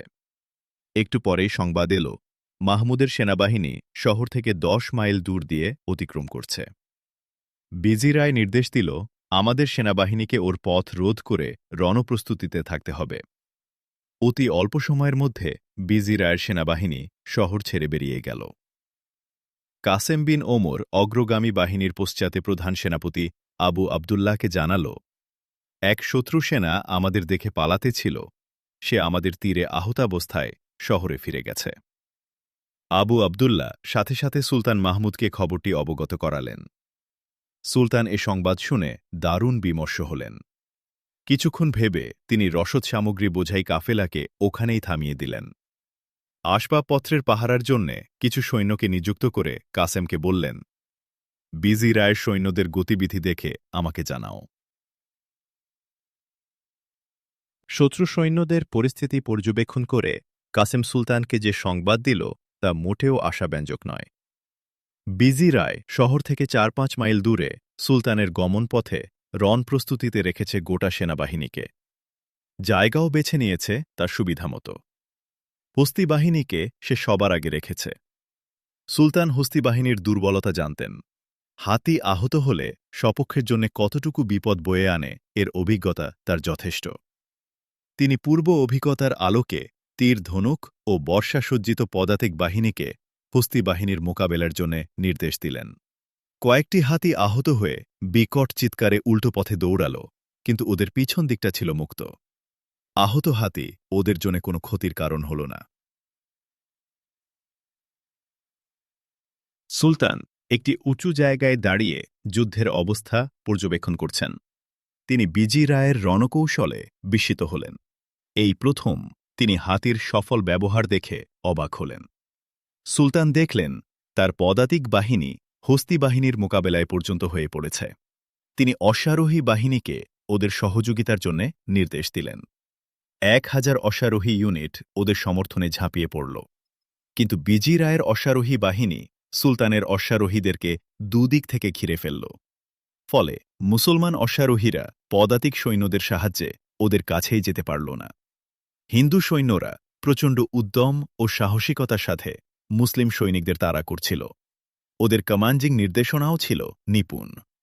সুলতান মাহমুদ ওদের পিছন দিকে একটি ইউনিট পাঠালেন ওদিক থেকে আক্রমণ করতে, কিন্তু ওরা পিছন দিকটাকে নিজেদের নিয়ন্ত্রণে রেখেছিল আগে থেকেই। যে মুসলিম সৈন্যদল পশ্চাৎ দিক থেকে আক্রমণ করতে গিয়েছিল, হিন্দু সৈন্যরা ওদের ঘেরাও করে ফেলল। ওরা আক্রমণ তো করতেই পারেনি, নিজেদের প্রাণ রক্ষা করাই মুশকিল হয়ে পড়ল। এক পর্যায়ে হিন্দু বাহিনী মুসলিম সৈন্যদের বিরুদ্ধে কুস্তি দল লেলিয়ে দিল। খুব কষ্টে বহু হতাহতের পর ব্যাপক ক্ষয়ক্ষতি স্বীকার করে মুসলিম বাহিনীর একাংশ ওদের ঘেরাও থেকে বেরিয়ে আসতে সক্ষম হল। এভাবেই এদিনের বেলা অস্তমিত হল। সুলতান প্রচণ্ড চাপের মধ্যে পড়ে ভাবছেন কি করবেন। আশু পরাজয় নয়তো পশ্চাদপসরণ ছাড়া সুলতান বিজয় লাভের কোনো পথ খোলা দেখছেন না। সুলতান বহু দূর পথ ঘুরে বেরা শহরের কাছে গিয়ে দেখে নিলেন রাজধানীতে আক্রমণ করে বিজি রায়ের মনোনিবেশ ময়দান থেকে ঘুরিয়ে দেয়া যায় কিনা, কিন্তু তারও কোনো সুযোগ ছিল না। বিজি রায় শহর রক্ষায়ও পর্যাপ্ত ব্যবস্থা করে রেখেছিল। শহরের বাইরে অসংখ্য মোর্চাবন্দী সৈনিককে সে নিযুক্ত করে রেখেছিল রাজধানীর নিরাপত্তা রক্ষায়। এদিকে সেরাতে সুলতানের রসদপত্রেও হিন্দুরা আক্রমণ করে বসল। এই প্রথম সুলতান দেখলেন হিন্দুরা তারই কৌশল অবলম্বন করে তাকে বিপর্যস্ত করে তুলছে। নির্মম কাটল সারা রাত। সুলতান সবেমাত্র ফজরের নামাজ শেষ করলেন, তখন পদাতিক বাহিনী দিয়ে আক্রমণ চালানো হল, কিন্তু ফল হল বিরূপ। মুসলিম সৈন্যরা যেটিকে শত্রু বাহিনীর বাহু মনে করেছিল, আসলে সেটি বাহু ছিল না, ছিল ফাঁদ। সেই ফাঁদে পা দিয়েছিল সুলতানের পদাতিক সেনাদল। পদাতিক বাহিনীর বিপর্যয়ে সেনাপ্রধান কাসেম বিন ওমরের অশ্বারোহী বাহিনীকে ওদের জায়গায় পাঠালেন। কাসেমের দল জীবন মৃত্যুর লড়াইয়ে ঝাঁপিয়ে পড়ল। লাশের পর লাশ পড়লেও কাসেমের সাথীরা শত্রুর মোকাবেলায় পিছপা হল না। তাজা রক্তে লাল হয়ে উঠল রণাঙ্গন। ময়দান জুড়ে সারি সারি মৃতদেহ। আহতদের আর্তচিৎকার ও জখমি সওয়ারের ক্রন্দনে পরিবেশ ভয়ঙ্কর রূপ নিল। কিন্তু কোনো পক্ষই মোকাবেলায় পিছুটা না দিয়ে হামলা আরও তীব্র করতে লাগল। তীব্র লড়াইয়ের মধ্যেই বেলা শেষে নেমে এল সন্ধ্যা। তৃতীয় দিনের শুরুতে সুলতানের সৈন্য সংখ্যা অর্ধেকে নেমে এসেছে। বাকি সবাই হয়তো নিহত না হয় আহত হয়ে পড়ল। রসদ সামগ্রীও নিঃশেষ প্রায়। তৃতীয় দিনের প্রাণপণ মোকাবেলায়ও লড়াইয়ের যবনিকাপাত না ঘটায় সুলতান হতোদ্যম হয়ে পড়লেন। তিনি একবার ভাবলেন, এভাবে সৈন্যদের মৃত্যুমুখে ঠেলে দেয়া অর্থহীন। কিন্তু তৃতীয় দিন মুসলিম সৈন্যরা আক্রমণ আরও শানিত করল। তাদের আবেগ ও আক্রমণের তীব্রতা দেখে সুলতান সিদ্ধান্ত বদলে ফেললেন। তিনি তার দেহরক্ষী বাহিনীর উদ্দেশ্যে বললেন, মুজাহিদ ভাইরা, বিজয়ের জন্যে আমি আমার জীবনকে আল্লাহ পথে উৎসর্গ করলাম। এখন থেকে যুদ্ধের কমান্ড করব আমি স্বয়ং। সুলতানের আবেগ ও অগ্নিঝরা বক্তৃতায় রিজার্ভ ও তার দেহরক্ষী সৈন্যদের খুন টগবগ করে উথলে উঠল। সৈন্যদের তাকবীর ধ্বনিতে বেরার আকাশ কেঁপে উঠল। রিজার্ভ বাহিনী নিয়ে সুলতান ময়দানে ঝাঁপিয়ে পড়লেন। মুসলিম বাহিনী সিংহের মতো গর্জে উঠল শত্রুর মোকাবিলায়। শত্রু বাহিনীও শেষ শক্তি ঝেড়েছিল প্রতি আক্রমণে, কিন্তু তখনও বিজি রায়ের বাহিনী ময়দানে অবিচল। এক পর্যায়ে সুলতান নিজের বাহিনীকে পশ্চাদপসারণ করে নিলেন। ঘোড়া থেকে নেমে দুরাকাত নামাজ পড়লেন। নামাজ শেষ করে সালাম দিয়েই তিনি এক লাফে ঘোড়ায় চড়ে বসলেন। হাঁক দিলেন, মুজাহিদ ভাইরা, আল্লাহ আমাকে বিজয়ের ইশারা করেছেন। বন্ধুরা, এগিয়ে যাও, বেঈমানদের নিঃশেষ করো। সুলতানের আহ্বানে স্তিমিত আগ্নেয়গিরির মতো জ্বলে উঠল মুসলিম বাহিনী। প্রচণ্ড আওয়াজে হায়দ্রি হুঙ্কারে গর্জে উঠল মুসলিম বাহিনী। একই সাথে গগনবিদারী তকবীর তুলে লাফিয়ে পড়ল সকল অশ্বারোহী শত্রু নিধনে। সুলতান যখন আল্লাহর দরবারে সিজদাবনত, বিজি রায় তখন পণ্ডিতদের নিয়ে দেবীর পূজায় মগ্ন। মুসলমানদের অবিচল শক্তি আর পরাক্রম দেখে ভীত সন্ত্রস্ত বিজি রায় দেবীর চরণে পড়ে হাউমাউ করে সাহায্য প্রার্থনা করছিল। বিজি রায়ের কাছে যখন পুনর্বার মুসলিম বাহিনীর আক্রমণের খবর দেয়া হল, তখন সে মূর্তির পা ধরে সাহায্যের জন্য কান্নায় ভেঙে পড়ল। সে মূর্তির পায়ে চুমু খেয়ে বিজয়ের আশায় অগ্নিমূর্তি ধারণ করে ময়দানে হাজির হল।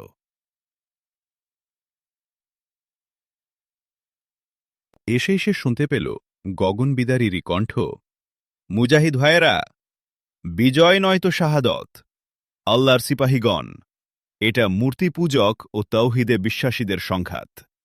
মুজাহিদ ভাইয়েরা, আল্লাহর জমিন থেকে পালিয়ে যাবে কোথায়?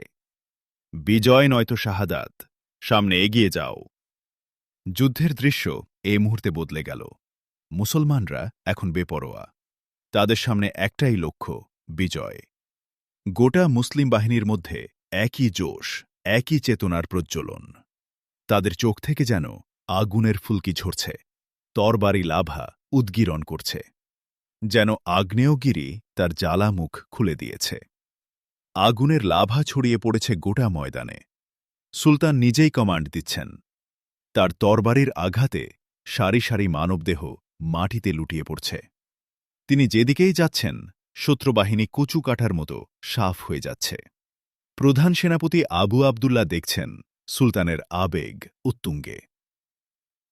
তিনি সুলতানের নিরাপত্তার ব্যাপারটি সর্বাগ্রে গুরুত্ব দিলেন। তার ডান বামে পিছনে ছোট 3টি বিশেষ বাহিনীকে নিযুক্ত করলেন।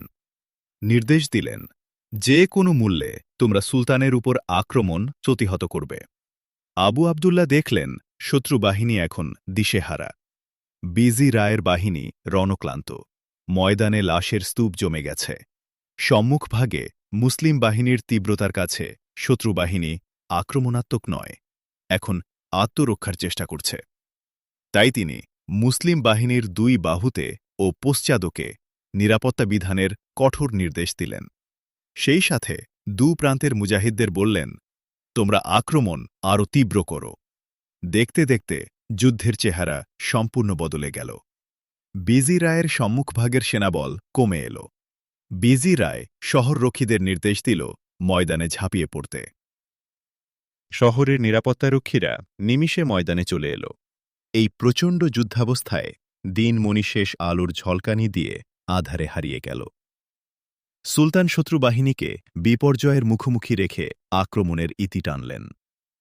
শহরের নিরাপত্তারক্ষীদের ময়দানে চলে আসার ব্যাপারটি বুঝতে পেরে আবু আবদুল্লাহ রাতের আঁধারে ঝটিকা আক্রমণে রাজধানী তছনছ করে ফেললেন। শহরের প্রধান ফটক ভেঙে গুড়িয়ে দিলেন। দুর্গপ্রাচীরের কয়েক জায়গা ধসিয়ে দিলেন বিস্ফোরক ব্যবহার করে। পরদিন প্রত্যুষে আর কোথাও বিজি রায়ের পতাকা উড্ডীন দেখা গেল না। হিন্দু সৈন্যবাহিনী বিক্ষিপ্ত। বিজি রায়ের খোঁজ নেই। বহু খোঁজাখুঁজির পর অনেক দূরের এক মাঠে সৈন্যবেষ্টিত বিজি রায়কে একদল মুসলিম সৈন্য দেখতে পেয়ে ওদের দিকে ধাবিত হল। মোকাবিলা না করে বিজি রায়ের নিরাপত্তারক্ষীরা যে যেদিকে পারে প্রাণ নিয়ে পালিয়ে গেল। বিজি রায়কে ঘিরে ফেলল সুলতানের সিপাহীরা। তাকে আত্মসমর্পণ করে অস্ত্র ফেলে দেওয়ার নির্দেশ দিল দলপতি। কিন্তু বিজি রায় অস্ত্র না ফেলে নিজের তরবারি নিজের পেটে ঢুকিয়ে দিল। এক সাগর রক্তের বিনিময়ে বিজয়ী বেশে সুলতান বিজি রায়ের রাজধানী বেরায় প্রবেশ করলেন। 200-র চেয়ে বেশি প্রশিক্ষিত হাতি তাদের দখলে এল। রাতের আঁধার নেমে এসেছে তখন। চতুর্দিকে বহু দূর পর্যন্ত লাশ আর লাশ। উভয় পক্ষের অধিকাংশ সৈন্য হয় মৃত নয়তো আহত। সারা ময়দান ও শহর জুড়ে আহত সৈন্যের আর্তচিৎকার, করুণ আরতি আর আহত জন্তুর বিকট চেঁচামেচি। বহু মশাল জ্বালিয়ে মুজাহিদরা আহত সাথীদের খোঁজে বের হলেন। লাশের পর লাশের স্তূপ থেকে উদ্ধার করতে লাগলেন পড়ে থাকা সহযোদ্ধাদেরকে। লাশের স্তূপের মাঝে আহত কাসেম মৃত্যু যন্ত্রণায় কাতরাচ্ছে। প্রচণ্ড রক্তক্ষরণে সে নিস্তেজ হয়ে পড়েছে। এমতাবস্থায় মাঠে শোনা গেল একটি নারী কণ্ঠ, কাসেম, কাসেম, বেঁচে থাকলে আমার ডাকে সাড়া দাও। কাসেম, তুমি কামিয়াব। আমার আশা সফল হয়েছে আজ। আল্লাহ আমার দুয়া কবুল করেছেন। কাসেম, বলো, তুমি কি বেঁচে আছো? আজ থেকে 1000 বছর পূর্বে সেই রাতের চাঁদের আলোও ছিল রক্তিম। আকাশ ছিল ধূসর বিবর্ণ। সুলতান মাহমুদের সেনারা টানা 3 দিন মরণপণ যুদ্ধে যে রক্তনদী প্রবাহিত করেছিল এবং যে ধুলোবালি বেড়ার আকাশে উড়িয়েছিল, তাতে সে আকাশ ঢাকা পড়ে গিয়েছিল ধুলির আস্তরণে। চাঁদনী রাতের ফ্যাকাশে আলোয় যে পর্যন্ত দৃষ্টি যেত তাতে মৃতের লাশ, শুকিয়ে যাওয়া রক্তের দাগ, আর আহত জখমী সৈন্য, ঘোড়া, উট আর হাতির মিলিত চিৎকারে পরিবেশ দুর্বিষহ হয়ে উঠেছিল। রাতের নিস্তব্ধতা নয়, সেদিনকার বেড়া ছিল একটি ধ্বংসযজ্ঞের মূর্তিমান চিত্র। মাইলের পর মাইল জমিন মানুষের রক্তে লাল রং ধারণ করেছিল। সেই জমিন আজকের পাকিস্তানের অংশ। বিজয়ী ভূখণ্ডটি বর্তমান পাকিস্তানের হলেও ওখানে শহীদ যোদ্ধাদের কারো ঠিকানা পাকিস্তানে ছিল না। তারা এসেছিল সুদূর গজনী হতে। গজনী থেকে এসে সেই মৃত্যুঞ্জয়ী সুলতানের সহযোদ্ধারা মুহাম্মদ বিন কাসিমের বিজয়ভূমি উদ্ধার করেছিলেন পৌত্তলিক হায়নাদের দখল থেকে। সেই বিরান মসজিদগুলো মুক্ত করেছিলেন সেরেকি চর্চার নাপাক গ্রাস থেকে। সাম্প্রদায়িক হিন্দুরা মসজিদগুলোকে পরিণত করেছিল মালয় ও ঘোড়ার আস্তাবলে। মসজিদগুলো তারা আবার উচ্চকিত করেছিল এক আল্লাহর জয়গানে। মসজিদে মসজিদে আবারও চালু করেছিল একত্ববাদের বিজয়ধ্বনি, আল্লাহু আকবার, আল্লাহু আকবার। অসংখ্য আহত মুসলিম যোদ্ধার কাতর আরতি আর দুঃসহ যন্ত্রণার মধ্যেও ছিল পৌত্তলিকদের পদানত করার শুকরিয়া। মৃত্যু পথযাত্রী মুজাহিদরা কষ্ট ভুলে গিয়ে আল্লাহর শুকরিয়া আদায় করছিল ভয়ঙ্কর শত্রুদের পরাজয়ে এবং সুলতানের শত্রু দেশে বিজয়ী বেশে প্রবেশ করার সাফল্যে।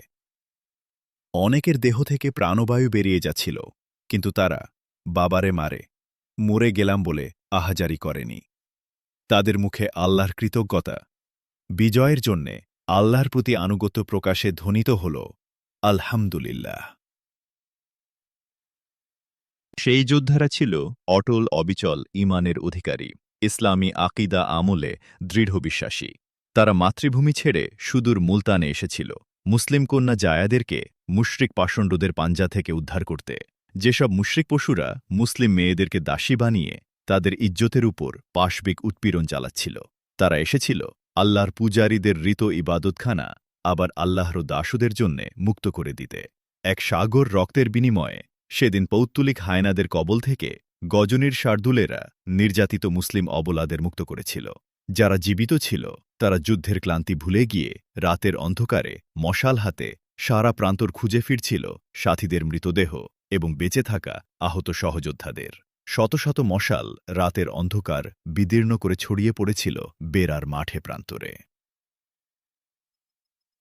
শত্রু সৈন্য আর আহত মুজাহিদের আরতি, গগন বিদারী চিৎকারে সে রাতে যেন কেয়ামত নেমেছিল বেরার জমিনে। আহত উট, ঘোড়া আর হাতিদের বিচিত্র গোঙানি সৃষ্টি করেছিল এক ভয়ঙ্কর পরিস্থিতির। অগণিত মানুষের করুণ আরতি আর অশ্বহস্তির বিকট চিৎকারের মধ্যে মুজাহিদরা শুনতে পেল ক্ষীণ আওয়াজের এক নারী কণ্ঠ, কাসেম, কাসেম, জীবিত থাকলে সাড়া দাও। বড় অস্থির, দিগ্ভ্রান্তের মতো দিকবিদিক দৌড়াচ্ছিল এক মশালবাহী। কখনো কোনো আহতের মুখের কাছে মশালটি নিয়ে দেখছিল লোকটির চেহারা, হতাশ হয়ে আবার দৌড়াচ্ছিল মশাল উঁচু করে। তার কণ্ঠে ধ্বনিত হচ্ছিল, কাসেম, কাসেম, আমার ডাকে সাড়া দাও, আমি তোমাকে খুঁজছি। এই মৃত্যুপুরীতেই এক জায়গায় মারাত্মক আহতাবস্থায় পড়েছিল কাসেম। সারা শরীরে তার অসংখ্য ক্ষত, অত্যধিক রক্তক্ষরণে সে শক্তিশূন্য। মাথা তুলে দাঁড়ানো তো দূরের কথা, চোখ মেলে পৃথিবীটা দেবার শক্তিও তার নেই। জ্ঞান পুরোপুরি লোপ না পেলেও যুদ্ধের ভয়াবহতার কিছুই মনে নেই কাসেমের। কাসেম, কাসেম। নারীকণ্ঠের এই মায়াবী আওয়াজ ইথারে ভাসতে ভাসতে তার কানেও ধ্বনিত হচ্ছিল। কিন্তু তখন এ জগতের চেয়ে পরকালের ভাবনায় তন্ময় ছিল কাসেমের হৃদয়। ভাবছিল সে হয়তো তার বাবার অপরাধের প্রায়শ্চিত্ত করতে পেরেছে নিজের জীবন এবং শরীরের সবটুকু রক্তের বিনিময়ে। তাই আকাশের হুরপুরি ও ফেরেশতারা তাকে সাদর অভ্যর্থনা জানাতে মর্ত জগতে এগিয়ে আসছে। তার মস্তিষ্কের পরতে পরতে এসব ভাবনা ঘুরপাক খাচ্ছে। এক পর্যায়ে আরও স্পষ্ট হয়ে উঠল কাসেম কাসেম আহ্বান। ধ্যান ভেঙে গেল কাসেমের। স্মৃতির পাতায় ভেসে উঠল তার মায়ের অবয়ব। বাবার অপরাধের কথা মনে পড়ায় সে কুঁকড়ে উঠল। তার মনে পড়ল মা তাকে বাবার তরবারি হাতে দিয়ে বলেছিলেন, আমি তোমাকে আল্লাহর দুশমনদের বিরুদ্ধে আল্লাহর পথে উৎসর্গ করলাম। তোমাকে আমি মৃত অথবা দুশমনের তরবারি বিদ্ধ অবস্থায় দেখতে চাই। তবে মৃত্যুর আগে তুমি তরবারি দিয়ে কম করে হলেও শত দুশমন সংহার করবে। তবেই আমার হৃদয়ের যন্ত্রণা লাঘব হবে। তার স্মরণ হল সে তার বাবার তরবারি মাকে ফিরিয়ে দিয়ে বলেছিল, তরবারি আমাকে দিও না মা, এটি নাপাক হয়ে গেছে, এতে লেগে রয়েছে মদ নারীর নাপাক প্রভাব। তার আরও মনে পড়ল পেশোয়ার থেকে রওনা হওয়ার পর অনেকখানি পথ এগিয়ে দিয়ে তার ডান হাতের বাহুতে একটি কুরআনের আয়াত সম্বলিত তাবিজ বেঁধে দিয়ে মা বলেছিলেন, আল বিদা আমার কলিজা টুকরো, তুমি জীবিত ফিরে এলে খুশি হব, কিন্তু তোমার লাশ যদি বিজয়ের সংবাদ নিয়ে আমার কাছে ফিরে আসে তবে আরও বেশি খুশি হব। কানে বাজল প্রধান সেনাধ্যক্ষ আবু আবদুল্লাহকে মায়ের অনুরোধ, আমি আমার একমাত্র ছেলেকে আল্লাহর পথে উৎসর্গ করে দিচ্ছি। তাকে তার বাবার অপরাধের প্রায়শ্চিত্ত করার সুযোগ দেয়ার বিনীত অনুরোধ করছি। তখনও কাসেমের ক্ষতস্থান দিয়ে অঝোর ধারায় খুন ঝরছে। এই স্মৃতিগুলো কাসেমের অনুভূতিকে জাগিয়ে দিল চরমভাবে। মায়ের প্রতিটি কথা তার কানে অনুরণিত হচ্ছে। আনচান করে উঠল কাসেমের আহত হৃদয়। হায়, কোথায় আছি আমি? মায়ের কাক্ষিত বিজয় কি অর্জিত হয়েছে? আমি কি বাবার অপরাধের প্রায়শ্চিত্ত করতে পেরেছি? সুলতান কোথায় আছেন? সেনাপতি আবু আবদুল্লাহ, আমার সাথীরা কেমন আছে? তারা সবাই গ্রেফতার হয়নি তো? সুলতান কি পশ্চাদপসরণ করেছেন? বেরা দুর্গ কি দখলে এসেছে? আমার তরবারি মায়ের কাছে কে পৌঁছাবে? কে তাকে বলবে তোমার ছেলে এই তরবারি দিয়ে 109,000 দুশমনকে মৃত্যুর স্বাদ দেখিয়েছে? এতেও কি তোমার আত্মা শান্তি পাবে না? এমন হাজারো প্রশ্ন আহত কাসেমের কষ্ট আরও বাড়িয়ে তুলছে। কাসেমের জানার উপায় ছিল না সুলতান বিজয়ী হয়েছেন। এখন তিনি বিজি রায়ের রাজমহলে বসে অধিনায়ক ও কমান্ডারদের কাছ থেকে সর্বশেষ পরিস্থিতির রিপোর্ট নিচ্ছেন এবং প্রয়োজনীয় নির্দেশনা প্রদানে ব্যস্ত রয়েছেন। অপরদিকে বিজি রায় নিজের তরবারি দিয়েই আত্মহত্যা করেছে। যুদ্ধের পরিণতি চিন্তায় তার মন অস্থির হয়ে উঠল। জখমের যন্ত্রণা ভুলে গেল সে। উঠে দাঁড়াতে চাইল, কিন্তু তার হাত পায়ের একটিও অক্ষত নেই। তরবারি আর বর্ষার আঘাতে কাসেমের সারা শরীর জর্জরিত। সোজা হয়ে দাঁড়াতে গিয়ে ব্যথায় ঝাঁকিয়ে উঠল। শব্দ বেরিয়ে এলো মুখ থেকে। বসে পড়ল কাসেম, কিন্তু না, বসে থাকাও সম্ভব হল না তার। সুলতান, সেনাবাহিনী ও মায়ের আকাঙ্ক্ষা তার অসার দেহে শক্তির সঞ্চার করল। এবার মাটিতে স্ত্র দিয়ে অনেক কষ্টে কোমর সোজা করে দাঁড়াল কাসেম। চারদিকটায় একবার চোখ বুলাল। দেখছে অন্ধকারের মধ্যে ঘুরে ফিরছে অনেকগুলো মশাল, বিবর্ণ চাঁদের আলো। চাঁদ একটু পরপর ঢাকা পড়ে যাচ্ছে মেঘের আড়ালে। এরই মধ্যে আবার কানে ভেসে এলো সেই আহ্বান, কাসেম, কাসেম, তুমি কোথায়? পাশাপাশি শোনা গেল পুরুষের ভারী কণ্ঠ। এই মহিলা হয়তো কাউকে খুঁজছে। ওকে কেউ নিয়ে যাও। সে কাসেমের লাশ তালাশ করছে, বলল একজন। তাকে বলো আমরা আহত এবং মৃতদের তুলে নিচ্ছি। কে সে, তার পরিচয় নিও। লোকগুলো কথা বলছিল গজনির ভাষায়। কাসেম তাদেরকে হাঁক দিয়ে তার অবস্থান জানান দিতে চাচ্ছিল, কিন্তু তার মুখের আওয়াজ সে নিজেই শুনতে পেল না। কঠিন যন্ত্রণা ও অস্বাভাবিক রক্তক্ষরণে তার শরীরে সামান্য শক্তিও ছিল না। তাছাড়া ময়দান আহত যোদ্ধা ও সওয়ারিদের শোরগোলে মুখরিত। উচ্চ আওয়াজে কথা বলা ছাড়া আর কাউকে ডাকার উপায় ছিল না। মশালগুলো কাসেমের কাছ থেকে বেশি দূরে ছিল না, কিন্তু মনে হচ্ছে এগুলো তার কাছে এখন যোজন যোজন দূরত্বের সমান। কাসেমের পক্ষে সব ছিল না এক কদম অগ্রসর হওয়া। পায়ের রগ কেটে যাওয়ার কারণে পা ফেলে সামনে যাওয়ার চেষ্টা করলে পড়ে গেল কাসেম। অনেক কষ্টে মাথা সোজা করে বসল। এমন সময় কানে ভেসে এলো পানি, পানি। আওয়াজ লক্ষ্য করে দেখল কাসেম তার সামনেই কাতরাচ্ছে এক জখমি সৈনিক। কিন্তু গজনের সৈনিক হলে তো সে পানির বদলে আবু বলতো। নিশ্চয়ই লোকটি মুলতানের হিন্দু সৈনিক হবে। মায়ের মাতৃভাষা মুলতানি হওয়ার কারণে কাসেমও জানত ভারতীয় হিন্দুরাই পানি বলে। পানির কথা শুনে কাসেমের বুকের মধ্যে তৃষ্ণা হাহাকার করে উঠল। বুকটা যেন শুকিয়ে মরুভূমি হয়ে গেছে। কখন কোথায় পানি পান করেছিল মনেই নেই। সুলতানের মতো যুদ্ধের ভয়াবহতায় সেও ক্ষুধাতৃষ্ণা ভুলে গিয়েছিল। তার স্মৃতিতে শুধুই যুদ্ধ এবং মায়ের কণ্ঠই ধ্বনিত হচ্ছিল। কাসেম ছিল অগ্রণী দলের কমান্ডার। সুলতান যখন যুদ্ধের কমান্ড নিজের দায়িত্বে নিয়ে বিজি রায়ের বিরুদ্ধে চূড়ান্ত আঘাত হানেন, তখন কাসেম সুলতানের পাশেই মরণপণ যুদ্ধে লিপ্ত ছিল। তার সাথীদের অধিকাংশই শহীদ হয়েছিল মুখোমুখি যুদ্ধ করে। একসময় কাসেম আঘাতে আঘাতে জর্জরিত হয়ে পড়ে গিয়ে জ্ঞান হারিয়ে ফেলেছিল। এসব তার মনে নেই। তার শুধু মনে আছে যুদ্ধ ক্রমশই তাদের প্রতিকূলে চলে যাচ্ছে। বিজয় ছিল তাদের কাছে সুদূর পরাহত। তুমি কে দাদা? ভগবানের নামে আমাকে একটু পানি দাও বলে তড়পাতে শুরু করল আহত লোকটি। ভগবানের নাম শুনে কাসেমের মৃতদেহেও যেন আগুন জ্বলে উঠল। সে তার তরবারি বের করতে কোমরে হাত দিল, কিন্তু খাপ শূন্য। কখন তরবারি পড়ে গেছে মনে নেই। তরবারি না পেয়ে কোমর থেকে খঞ্জর বের করল কাসেম। ঠিক এ মুহূর্তে আহত লোকটি বলে উঠল, তুমি হয়তো মুসলমান? হ্যাঁ, আমি মুসলমান। কাসেম সামান্য সময় ভাবল। খঞ্জর কোমরে গুজতে গুজতে বলল, মুসলমান কখনো তৃষ্ণার্ত দুশ্মনকে হত্যা করে না। তুমি তৃষ্ণার্ত, কিন্তু আমার কাছে পানি নেই। ভগবানের নামে তুমি পানি চেয়েছ। তোমার ভগবান আর পানি নিয়ে আসবে না। আমি তোমাকে পানি পান করাব। একটু অপেক্ষা করো, দেখি তোমার জন্য পানি পাই কি না।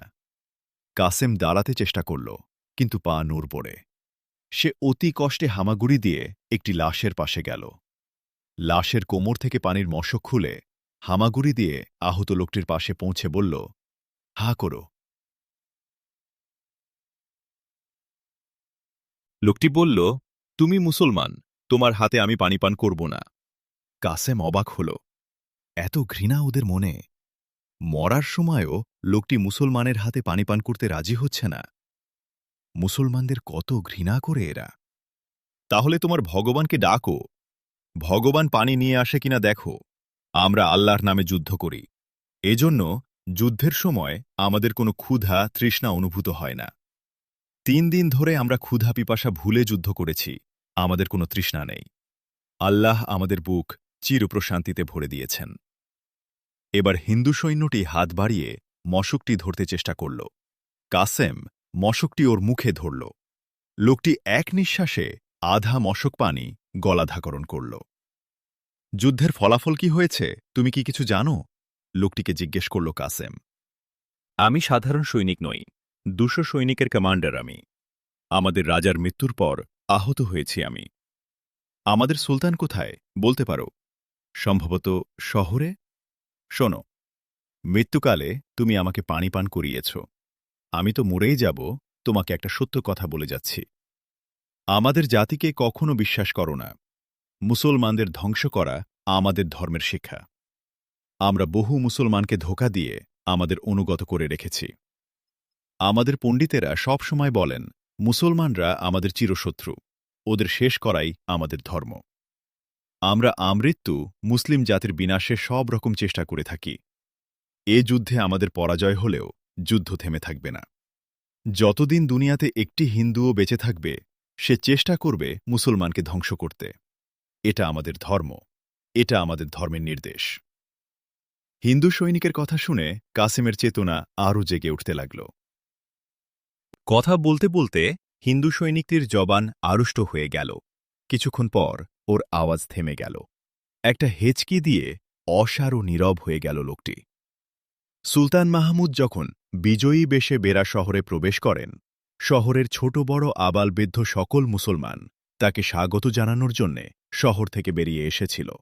সকলের মিলিত তকবীর ধ্বনিতে বেরার আকাশ পেয়েছিল নতুন আবহ। কেউ কেউ আনন্দের আতিশয্যে শুয়ে পড়েছিল সুলতানের ঘোড়ার সামনে। মুসলমানদের আনন্দে আবেগপ্রবণ হয়ে উঠলেন সুলতান। দীর্ঘদিন পর প্রাণ ফিরে পেয়েছে এখানকার মুসলমান জনসাধারণ। কিন্তু মুসলমানদের পাংশু চেহারা দেখে সুলতানের মন বিজয়ের আনন্দে নেচে উঠার বদলে বিষণ্ণতায় ছেয়ে গেল।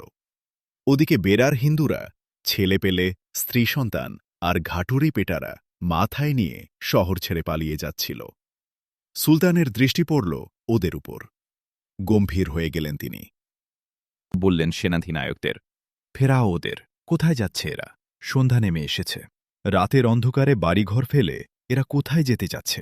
গম্ভীর কণ্ঠে বললেন, ঘোষণা করে দাও, আমরা ধর্ম বর্ণ নির্বিশেষে শহরের কোনো অধিবাসীকে তাড়াব না, কারো বাড়িঘর লুট করব না, আগুন ধরাব না, কারো ইজ্জতের উপর আক্রমণ করব না। ওদের জলদি ফেরাও। বলো, যারা শহরে আছে তারা যেন তাদের পরিচিতজনদের লাশ এনে সৎকার করে এবং আহতদের চিকিৎসা কেন্দ্রে পৌঁছে দেয়। আহত সবাইকে ময়দান থেকে তুলে আনার মতো জনবল নেই আমাদের। তারা ইচ্ছে করলে এ কাজের জন্য মহিলাদেরকেও ময়দানে নিয়ে যেতে পারে। সুলতানের নির্দেশে শহরত্যাগী হিন্দুদের ফিরিয়ে আনা হল। যারা গমনদূত ছিল তাদেরকে অভয় দেয়া হল।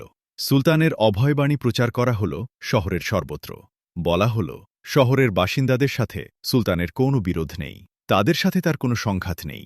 বিরোধ সংঘাত ছিল রাজার সাথে এবং সংঘাত হয়েছে রাজার সেনাবাহিনীর সাথে। সাধারণ নাগরিকরা সম্পূর্ণ দোষমুক্ত।